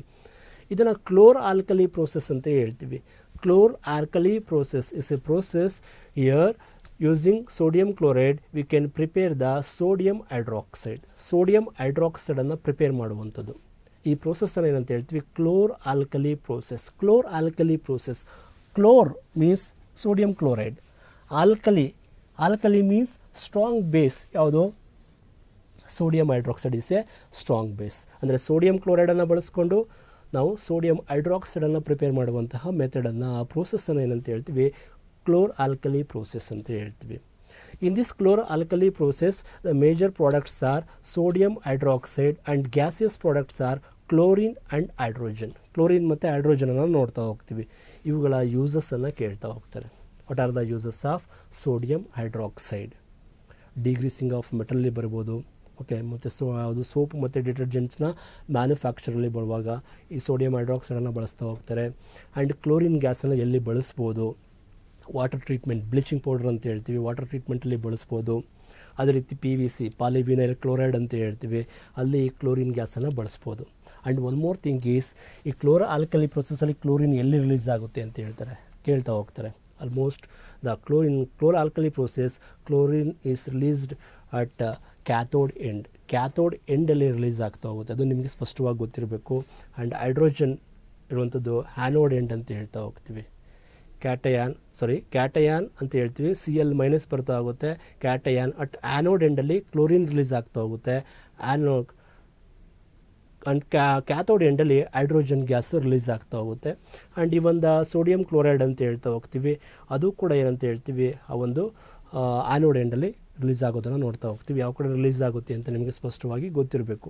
ಅದೇ ರೀತಿ ಬೇಕಿಂಗ್ ಸೋಡಾವನ್ನು ಕೊಟ್ಟಿದ್ದಾರೆ, ವಾಷಿಂಗ್ ಸೋಡಾ ಕೊಟ್ಟಿದ್ದಾರೆ, ಪ್ಲಾಸ್ಟರ್ ಆಫ್ ಪ್ಯಾರಿಸ್ ಅದನ್ನು ಕೊಟ್ಟಿದ್ದಾರೆ. ಅದರ ಮ್ಯಾನುಫ್ಯಾಕ್ಚರನ್ನು ಹೇಗೆ ಮಾಡ್ತಾರೆ ಆ್ಯಂಡ್ ದೇರ್ ಯೂಸಸ್ ನಿಮಗೆ ಸ್ಪಷ್ಟವಾಗಿರ್ಬೋದು, ಗೊತ್ತಿರಬೇಕು. ನೇರವಾಗಿ ನಿಮಗೆ ಅವುಗಳನ್ನು ಟೆಕ್ಸ್ಟ್ ಬುಕ್ಕಲ್ಲಿ ಕೊಟ್ಟಿದ್ದಾರೆ, ಅವುಗಳ ಮೇಲೆ ನಿಮಗೆ ಕ್ವಶನನ್ನು ಕೇಳ್ಬೋದು. ಓಕೆ, ಇಷ್ಟು ಕ್ವಶನನ್ನು ಈ ಒಂದು ಲೆಸನಲ್ಲಿ ಕೇಳ್ಬೋದು. ಆ್ಯಸಿಡ್, ಬೇಸಸ್ ಆ್ಯಂಡ್ ಸಾಲ್ಟ್ಸ್ ಅಂತ ಹೇಳ್ತಾ ಹೋಗ್ತೀವಿ. Let's we move on to the another lesson, control and coordination. Control and coordination ಇದು ಕೂಡ ಒಂದು ಲೆಂತ್ ಲೆಸನ್ ಅಂತ ಹೇಳ್ತೀವಿ. And it's also a easiest lesson. Okay, ಈ ಲೆಸನಲ್ಲೂ ಕೂಡ ಅರೌಂಡ್ 7 to 8 ಮಾರ್ಕ್ಸ್ಗೆ ಕೇಳ್ಬೋದು. ಇನ್ ಪ್ರೀವಿಯಸ್ ಲೆಸನಲ್ಲೂ ಕೂಡ ಅರೌಂಡ್ 7 ಮಾರ್ಕ್ಸ್ಗೆ ಕೇಳ್ಬೋದು ಅಂತ ಹೇಳ್ತಾ ಹೋಗ್ತೀವಿ. ಈ ಲೆಸನಲ್ಲಿ ಬರುವಂಥ ಇಂಪಾರ್ಟೆಂಟ್ ಲರ್ನಿಂಗ್ ಪಾಯಿಂಟ್ಸ್ ಅಂತ ಹೇಳೋದಾದರೆ, ಸ್ಟ್ರಕ್ಚರ್ ಆಫ್ ನ್ಯೂರಾನ್ ಗೊತ್ತಿರಬೇಕು. Structure of neuron or nerve cell ಅಂತ ಹೇಳ್ತೀವಿ. ಆ್ಯಂಡ್ ರಿಫ್ಲೆಕ್ಸ್ ಆ್ಯಕ್ಷನ್, ಓಕೆ, ಆ ಪ್ರೋಸೆಸ್ ಬಗ್ಗೆ. And structure and function of human ಬ್ರೈನ್ನ ಸ್ಟ್ರಕ್ಚರ್ ಮತ್ತು ಫಂಕ್ಷನ್ ಹೇಗಿರುತ್ತೆ. ಆ್ಯಂಡ್ ಕೋಆರ್ಡಿನೇಷನ್ ಇನ್ ಪ್ಲ್ಯಾಂಟ್ಸ್ ಅಲ್ಲಿ ಬಂದಾಗ ಫೋಟೋಟ್ರೋಪಿಸಮ್, ಜಿಯೋಟ್ರೋಪಿಸಮ್, ಹೈಡ್ರೋಟ್ರೋಪಿಸಮ್ ಆ್ಯಂಡ್ ಕೀಮೋಟ್ರೋಪಿಸಮ್ ಅಂತ ಹೇಳ್ತೀವಿ. ಆ 4 ಟ್ರೋಪಿಸಮ್ಸ್ ಬಗ್ಗೆ ಗೊತ್ತಿರಬೇಕು.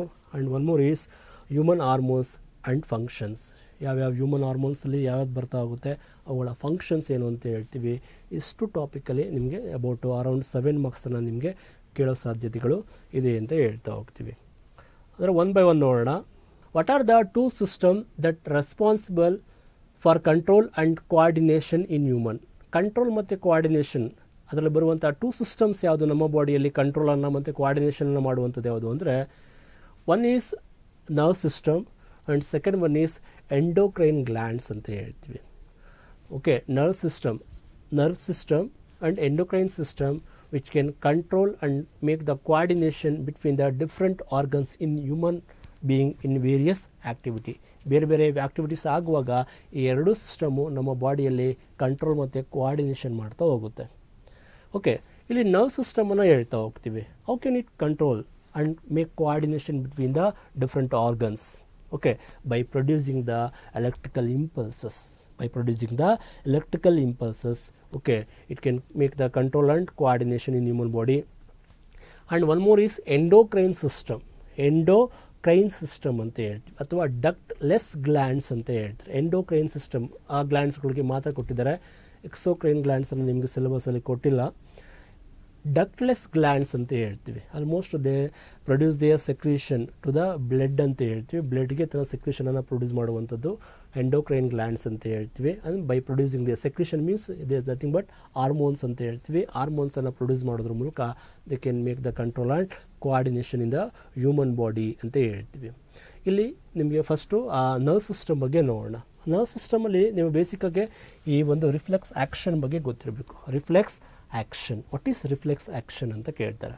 Reflex action is a automatic response and rapid response. It is controlled by a spinal ಕಾರ್ಡಿಂದ ಕಂಟ್ರೋಲ್ ಆಗುವಂಥ ಆಟೋಮ್ಯಾಟಿಕ್ ಆ್ಯಂಡ್ ರ್ಯಾಪಿಡ್ ರೆಸ್ಪಾನ್ಸ್ ಅಂತ ಹೇಳ್ತಾ ಹೋಗ್ತೀವಿ.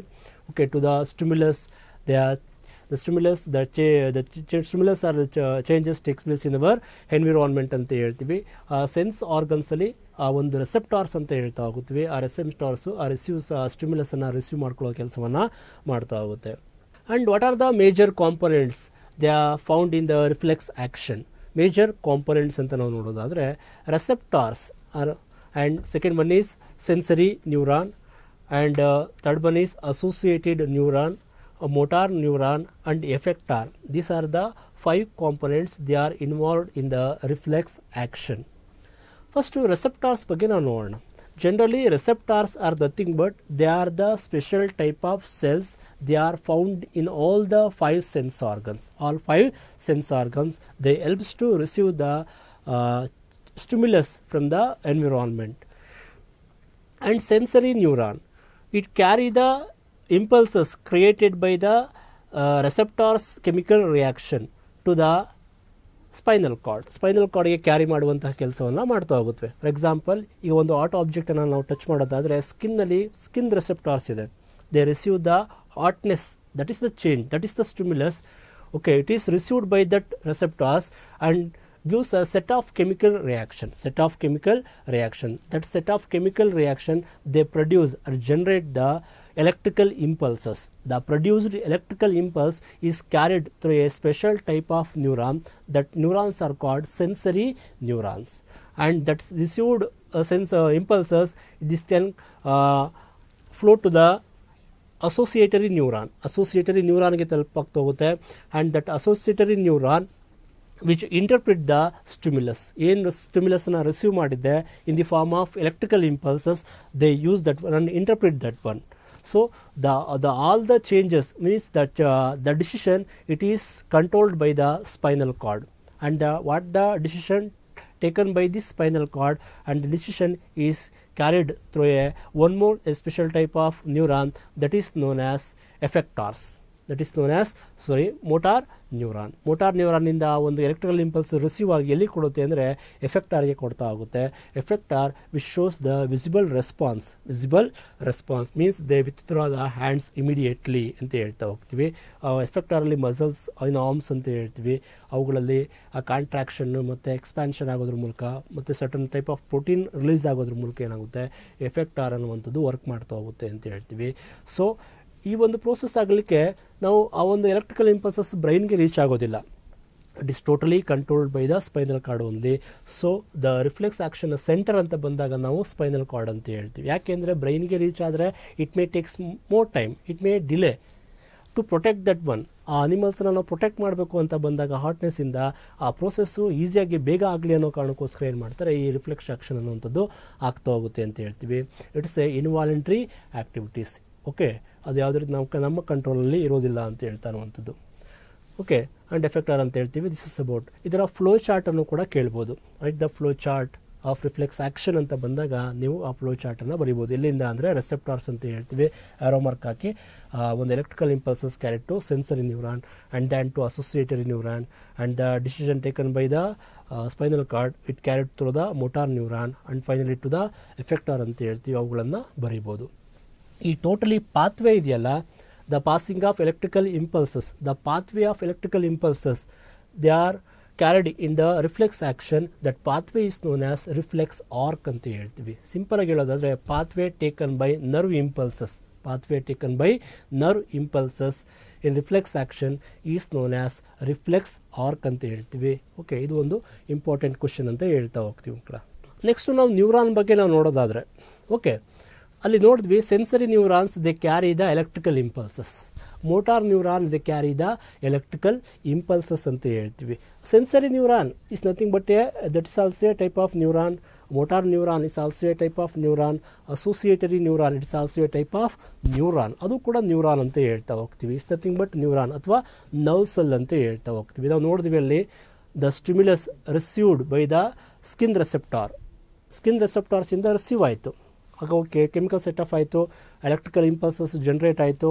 ಆ ಎಲೆಕ್ಟ್ರಿಕಲ್ ಇಂಪಲ್ಸಸ್ಸು ಫಸ್ಟು ರಿಸೀವ್ ಆಗೋದು ಎಲ್ಲಿಂದ ಅಂತಂದರೆ, ಓಕೆ, ಡ್ಯಾಂಡ್ರೈಟ್ಸ್ ಅಂತ ಹೇಳ್ತೀವಿ. ಏನಂತ ಹೇಳ್ತೀವಿ, ಡ್ಯಾಂಡ್ರೈಟ್ಸ್ ಆಫ್ ನರ್ವ್ ಸೆಲ್ಲಿಂದ ಏನಾಗುತ್ತೆ, ರಿಸೀವ್ ಆಗ್ತಾ ಹೋಗುತ್ತೆ. ನರ್ವ್ ಸೆಲ್ಲಿಂದ ರಿಸೀವ್ ಆಗಿ ಎಲ್ಲಿ ಹೋಗುತ್ತೆ ಅಂತ ಅಂದರೆ the received electrical impulses they pass to the cell body and then to the axon. ಆಕ್ಸಾನಿಂದ ನರ್ವ್ ಎಂಡಿಂಗ್ ಹೋಗ್ತಾ ಹೋಗುತ್ತೆ and then it is convey to the another adjacent neuron again through the dendrites ಅಂತ ಹೇಳ್ತಾ ಹೋಗ್ತೀವಿ. Okay, ಇಲ್ಲಿ ಸ್ಟ್ರಕ್ಚರನ್ನು ನಿಮಗೆ ಕೇಳ್ಬೋದು. ಸ್ಟ್ರಕ್ಚರನ್ನು ಕೇಳುವಾಗ ಮೇಜರಾಗಿ nerve cell, explain the structure of nerve cell or neuron ಅಂತ ಹೇಳ್ತಾ ಹೋಗ್ತಾರೆ, ಕೇಳ್ಬೋದು. ಮೇಜರ್ಗೆ ನಾವು 3 ಪಾರ್ಟ್ಸನ್ನು ನೋಡ್ತಾ ಹೋಗ್ತೀವಿ. ಯಾವ್ಯಾವುದು ಅಂತ ಅಂದರೆ ಡ್ಯಾಂಡ್ರೈಟ್ಸ್ ಅಂತ ಹೇಳ್ತೀವಿ. ಓಕೆ, ಡ್ಯಾಂಡ್ರೈಟ್ಸ್ ಅದರ ಫಂಕ್ಷನ್ ಏನು ಅಂದರೆ which receives the electrical impulses. And second one is cell body, it has a nucleus ಅಂತ ಹೇಳ್ತೀವಿ. And one end of the cell body it has extension, it is known as axon ಅಂತ ಹೇಳ್ತೀವಿ. This axon covered by A fatty layer, ಅದನ್ನು myelin sheath ಅಂತ ಹೇಳ್ತಾ ಹೋಗ್ತಾರೆ. And than ಅದರ ಎಂಡಿಂಗಲ್ಲಿ ಬ್ರಾಂಚಸನ್ನು ನೋಡ್ತೀವಿ, ನರ್ವ್ ಎಂಡಿಂಗ್ ಅಂತ ಹೇಳ್ತೀವಿ. ಡ್ಯಾಂಡ್ರೈಟ್ಸಲ್ಲಿ they receives the electrical impulses and they pass to the cell body and then cell body to axon. ಆಕ್ಸಾನಿಂದ ನರ್ವ್ ಎಂಡಿಂಗ್ ಬರುತ್ತೆ. ನರ್ವ್ ಎಂಡಿಂಗಲ್ಲಿ ಬಂದಾಗ ಮತ್ತೊಂದು ನ್ಯೂರಾನ್ ಅಂತ ಹೇಳ್ತೀವಿ. ಆ ನ್ಯೂರಾನ್ನ ಡ್ಯಾಂಡ್ರೈಟ್ಸ್ ಇಲ್ಲಿದೆ ಅಂದ್ಕೊಳ್ಳಿ. ಅವುಗಳ ಎರಡರ ನಡುವೆ ಒಂದು ಗ್ಯಾಪ್ ಇದೆ, the tiny gap between the 2 adjacent neuron. ಆ ಟೈನಿ ಗ್ಯಾಪನ್ನು ಸಿನಾಪ್ಸ್ ಅಂತ ಹೇಳ್ತೀವಿ. ವಾಟ್ ಈಸ್ ಸಿನಾಪ್ಸ್ ಅಂತ ಕೇಳ್ಬೋದು. The tiny gap found in between the 2 adjacent neuron, 2 adjacent neuron, that is known as synapse ಅಂತ ಹೇಳ್ತೀವಿ. This is the pathway of passing of electrical impulses from one neuron to another neuron. Okay, this is the structure ಅಂತ ಹೇಳ್ತಾ ಹೋಗ್ತೀವಿ, structure of nerve cell. ಮತ್ತು ಇಲ್ಲಿ ಬಂದಾಗ brain ಮೇಲೆ ಕ್ವಶನನ್ನು ಕೇಳ್ಬೋದು. ಬ್ರೈನಲ್ಲಿ ಬಂದಾಗ ಮೇಜರಾಗೆ ನರ್ವ್ ಸಿಸ್ಟಮ್ ಅಂತ ಬಂತಾ ಹೋಗ್ತೀವಿ. ನರ್ವ್ ಸಿಸ್ಟಮಲ್ಲಿ ಮೇಜರಾಗಿ ನಾವು 3 ಪಾರ್ಟ್ಸನ್ನು ನೋಡ್ತಾ ಹೋಗ್ತೀವಿ. ಯಾವ್ಯಾವುದು ಅಂತ ಅಂದರೆ central nerve system, peripheral nerve system and autonomous nerve system. Central nerve ಸಿಸ್ಟಮಲ್ಲಿ ಬ್ರೈನ್ ಮತ್ತು ಸ್ಪೈನಲ್ ಕಾರ್ಡ್ ಬರುತ್ತೆ. Central nerve system constitutes the both brain and spinal cord. ಮತ್ತು ಪೆರಿಪೆರಲ್ ನರ್ವ್ ಸಿಸ್ಟಮನ್ನು ನಾವು ನೋಡ್ತಾ ಹೋಗ್ತೀವಿ. ಪೆರಿಪೆರಲ್ ನರ್ವ್ ಸಿಸ್ಟಮಲ್ಲಿ ಬಂದಾಗ ಕ್ರೇನಿಯಲ್ ನರ್ವ್ಸ್ ಬರ್ತಾ ಹೋಗುತ್ತೆ and spinal nerves. Cranial nerves the directly originate from the brain, ಬ್ರೈನಿಂದ ಆರಿಜಿನೇಟ್ ಆಗಿರುವಂತಹ ನರ್ವ್ಸನ್ನು ಕ್ರೇನಿಯಲ್ ನರ್ವ್ಸ್ ಅಂತ ಹೇಳ್ತೀವಿ. ನಮ್ಮ ಹ್ಯೂಮನ್ ಬಾಡಿಯಲ್ಲಿ ಅನಿಮಲ್ಸಲ್ಲಿ ಬಂದಾಗ, ಮೆಮಲ್ಸಲ್ಲಿ ಬಂದಾಗ ಅಬೌಟ್ 7 ಪೇರ್ಸ್ ಆಫ್ ಕ್ರೇನಿಯಲ್ ನರ್ವ್ಸನ್ನು ನಾವು ನೋಡ್ತಾ ಹೋಗ್ತೀವಿ. ಆ್ಯಂಡ್ ಸ್ಪೈನಲ್ ನರ್ವ್ಸ್ ಅಂತ ಹೇಳ್ತೀವಿ. They are the branches, they originate from the spinal cord ಅಂತ ಹೇಳ್ತೀವಿ. 31 ಪೇರ್ ಅಂತ ಹೇಳ್ತೀವಿ. 31 ಪೇರ್ ಆಫ್ ಸ್ಪೈನಲ್ ನರ್ವ್ಸನ್ನು ನಾವು ನೋಡ್ತಾ ಹೋಗ್ತೀವಿ. ಇನ್ನು ಆಟೋನಾಮಸ್ ನರ್ವ್ ಸಿಸ್ಟಮ್ ಅದು ಬೇರೆ ಬರ್ತಾ ಹೋಗುತ್ತೆ. They makes the communication, the decision taken by the brain and carried to the or convey to the other parts, body parts ಅಂತ ಹೇಳ್ತೀವಿ through the cranial nerves and spinal nerves ಅಂತ ಹೇಳ್ತಾ ಹೋಗ್ತೀವಿ. Okay, ಬ್ರೈನಲ್ಲಿ ಬಂದಾಗ ನಾವು ಸೆರೆಬ್ರಮನ್ನು ನೋಡ್ತಾ ಹೋಗ್ತೀವಿ. This is the largest part of the brain ಅಂತ ಹೇಳ್ತೀವಿ. About 80% of the brain is constitute by cerebrum ಅಂತ ಹೇಳ್ತೀವಿ. And second one is mid brain ಮತ್ತು ಹೈಂಡ್ ಬ್ರೈನನ್ನು ನೋಡ್ತಾ ಹೋಗ್ತೀವಿ. ಹೈಂಡ್ ಬ್ರೈನಲ್ಲಿ ಬಂದಾಗ ಮತ್ತೆ ನಾವಿಲ್ಲಿ ಪಾನ್ಸ್ ವರೋಲಿ, ಮೆಡುಲಾ ಒಬ್ಲಾಂಗೇಟ ಮತ್ತು ಸೆರೆಬ್ರಮ್ ಅಂತ ಹೇಳ್ತೀವಿ. ಈ 3 ಭಾಗವನ್ನು ನಾವು ಹೈಂಡ್ ಬ್ರೈನಲ್ಲಿ ನೋಡ್ತೀವಿ. ಮಿಡಲ್ ಬ್ರೈನಲ್ಲಿ ಬಂದಾಗ ಹೈಪೋಥಲಾಮಸ್ ಅಂತ ಹೇಳ್ತೀವಿ. ಸ್ಪೈನಲ್ ಕಾರ್ಡಿಂದ ಬಂತಹ ನರ್ವ್ ಇಂಪಲ್ಸಸ್ಸು ಹೈಂಡ್ ಬ್ರೈನ್ಗೆ ಬರುತ್ತೆ. ಹೈಂಡ್ ಬ್ರೈನಿಂದ ಟು ಹೈಪೋಥಲಾಮಸ್ ಟು ಸೆರೆಬ್ರಮ್ಮಲ್ಲಿ ಕೂಡ ನಾವು ಬೇರೆ ಬೇರೆ ಬ್ರಾಂಚನ್ನು ನೋಡ್ತೀವಿ. ರೀಡಿಂಗು, ರೈಟಿಂಗು, ವಿಜುವಲ್ಲು, ಈ ಥರ ಬೇರೆ ಬೇರೆ ಕಂಪಾರ್ಟ್ಮೆಂಟ್ಸನ್ನು ನೋಡ್ತಾ ಹೋಗ್ತೀವಿ. ಅಲ್ಲಿಗೆ ಸಂಬಂಧಪಟ್ಟಂಥ ರೆಸೆಪ್ಟಾರ್ಸ್ ಏನಾಗುತ್ತೆ, ಆ ಎಲೆಕ್ಟ್ರಿಕಲ್ ಇಂಪಲ್ಸಸ್ಸು ಅಲ್ಲಿಗೆ ಕನ್ವೆ ಆಗೋದನ್ನು ನಾವು ನೋಡ್ತಾ ಹೋಗ್ತೀವಿ. ಓಕೆ, ಇಲ್ಲಿ ನಿಮಗೆ ತುಂಬ ಇಂಪಾರ್ಟೆಂಟ್ ಯಾವುದು ಅಂತ ಅಂದರೆ ಫಂಕ್ಷನ್ಸ್ ಆಫ್ ಬ್ರೈನ್ ಪಾರ್ಟ್ಸ್. ಆ ಬ್ರೈನ್ ಪಾರ್ಟ್ಸಲ್ಲಿ ಬರುವಂಥ ಮೇಜರ್ ಫಂಕ್ಷನ್ಸ್, ಆ ಪಾರ್ಟ್ಸ್ಗಳನ್ನ ಫಂಕ್ಷನ್ಸ್ಗಳು ನಿಮಗೆ ಗೊತ್ತಿರಬೇಕು ಅಂತ ಹೇಳ್ತೀವಿ. ಇಲ್ಲಿ ಹೈಪೋಥಲಾಮಸ್ ಬಗ್ಗೆ ನಾವು ನೋಡ್ತಾ ಹೋದ್ವಿ. ದೇ ಕಂಟ್ರೋಲ್ ದ ಬಾಡಿ ಟೆಂಪ್ರೇಚರನ್ನು ಕಂಟ್ರೋಲ್ ಮಾಡ್ತಾ ಹೋಗುತ್ತೆ. For example, if the body temperature increases more than the optimum, okay, it gives direction to decrease. ಆಗ ನಮಗೆ ಸ್ವೆಟ್ಟಿಂಗ್ ಆಗುವಂಥದ್ದು ಆಗ್ತಾ ಹೋಗುತ್ತೆ. ಅದೆಲ್ಲ ಕಂಟ್ರೋಲ್ ಆಗುವಂಥದ್ದು ಯಾವುದರಿಂದ ಹೈಪೋಥಲಾಮಸ್ ಅಂತ ಹೇಳ್ತೀವಿ. And it also maintain the water balance, ಬಾಡಿಯಲ್ಲಿ ವಾಟರ್ ಬ್ಯಾಲೆನ್ಸನ್ನು ಮಾಡುವಂಥದ್ದು. Controls urge of heating and drinking. Okay, ನಾವು ಕುಡಿದಾಗ ಅಥವಾ ತಿಂದಾಗ ನಮಗೆ ಹೊಟ್ಟೆ ತುಂಬಿದ ಅನುಭವ ಆಗ್ತಾ ಹೋಗುತ್ತೆ. ಅದನ್ನು ಕಂಟ್ರೋಲ್ ಮಾಡುವಂಥದ್ದು ಕೂಡ ಹೈಪೋಥಲಾಮಸ್ ಅಂತ ಹೇಳ್ತೀವಿ. By secreting some autonomous and control pituitary ಗ್ಲ್ಯಾಂಡ್ಸನ್ನು ಕಂಟ್ರೋಲ್ ಮಾಡ್ತಾ ಹೋಗುತ್ತೆ.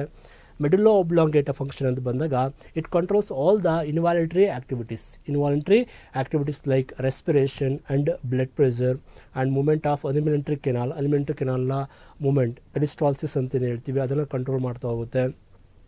and it regulates the reflex responses like salivation and vomiting. These are also involuntary activities ಅಂತ ಹೇಳ್ತೀವಿ. ಅವುಗಳನ್ನು ಕಂಟ್ರೋಲ್ ಮಾಡುವಂಥ ಕೆಲಸವನ್ನು ಈ ಮೆಡುಲಾ ಒಬ್ಲಾಂಗೇಟ ಬರ್ತಾ ಹೋಗುತ್ತೆ. ಅಟ್ಲೀಸ್ಟ್ ನಿಮಗೆ 2 ಮಾರ್ಕ್ಸ್ ಕೇಳಿದಾಗ 4 ಪಾಯಿಂಟನ್ನು ಬರೀಬೇಕಾಗುತ್ತೆ. 4 ಯೂಸಸ್ ನಿಮಗೆ ಗೊತ್ತಿರಬೇಕು ಅಂತ ಹೇಳ್ತಾ ಹೋಗ್ತೀವಿ. ಆ್ಯಂಡ್ ನೆಕ್ಸ್ಟ್ ಒನ್ ಬಂದಾಗ ಪಾನ್ಸ್ ವರೋಲಿ ಅಂತ ಹೇಳ್ತಾ ಹೋಗ್ತೀವಿ. ಅದರ ಫಂಕ್ಷನ್ಸ್ ಅಂತ ಬಂದರೆ ಇಟ್ ಕಂಟ್ರೋಲ್ಸ್ ದ ಬ್ರೀತಿಂಗ್ ರೇಟನ್ನು ಕಂಟ್ರೋಲ್ ಮಾಡುವಂಥದ್ದು.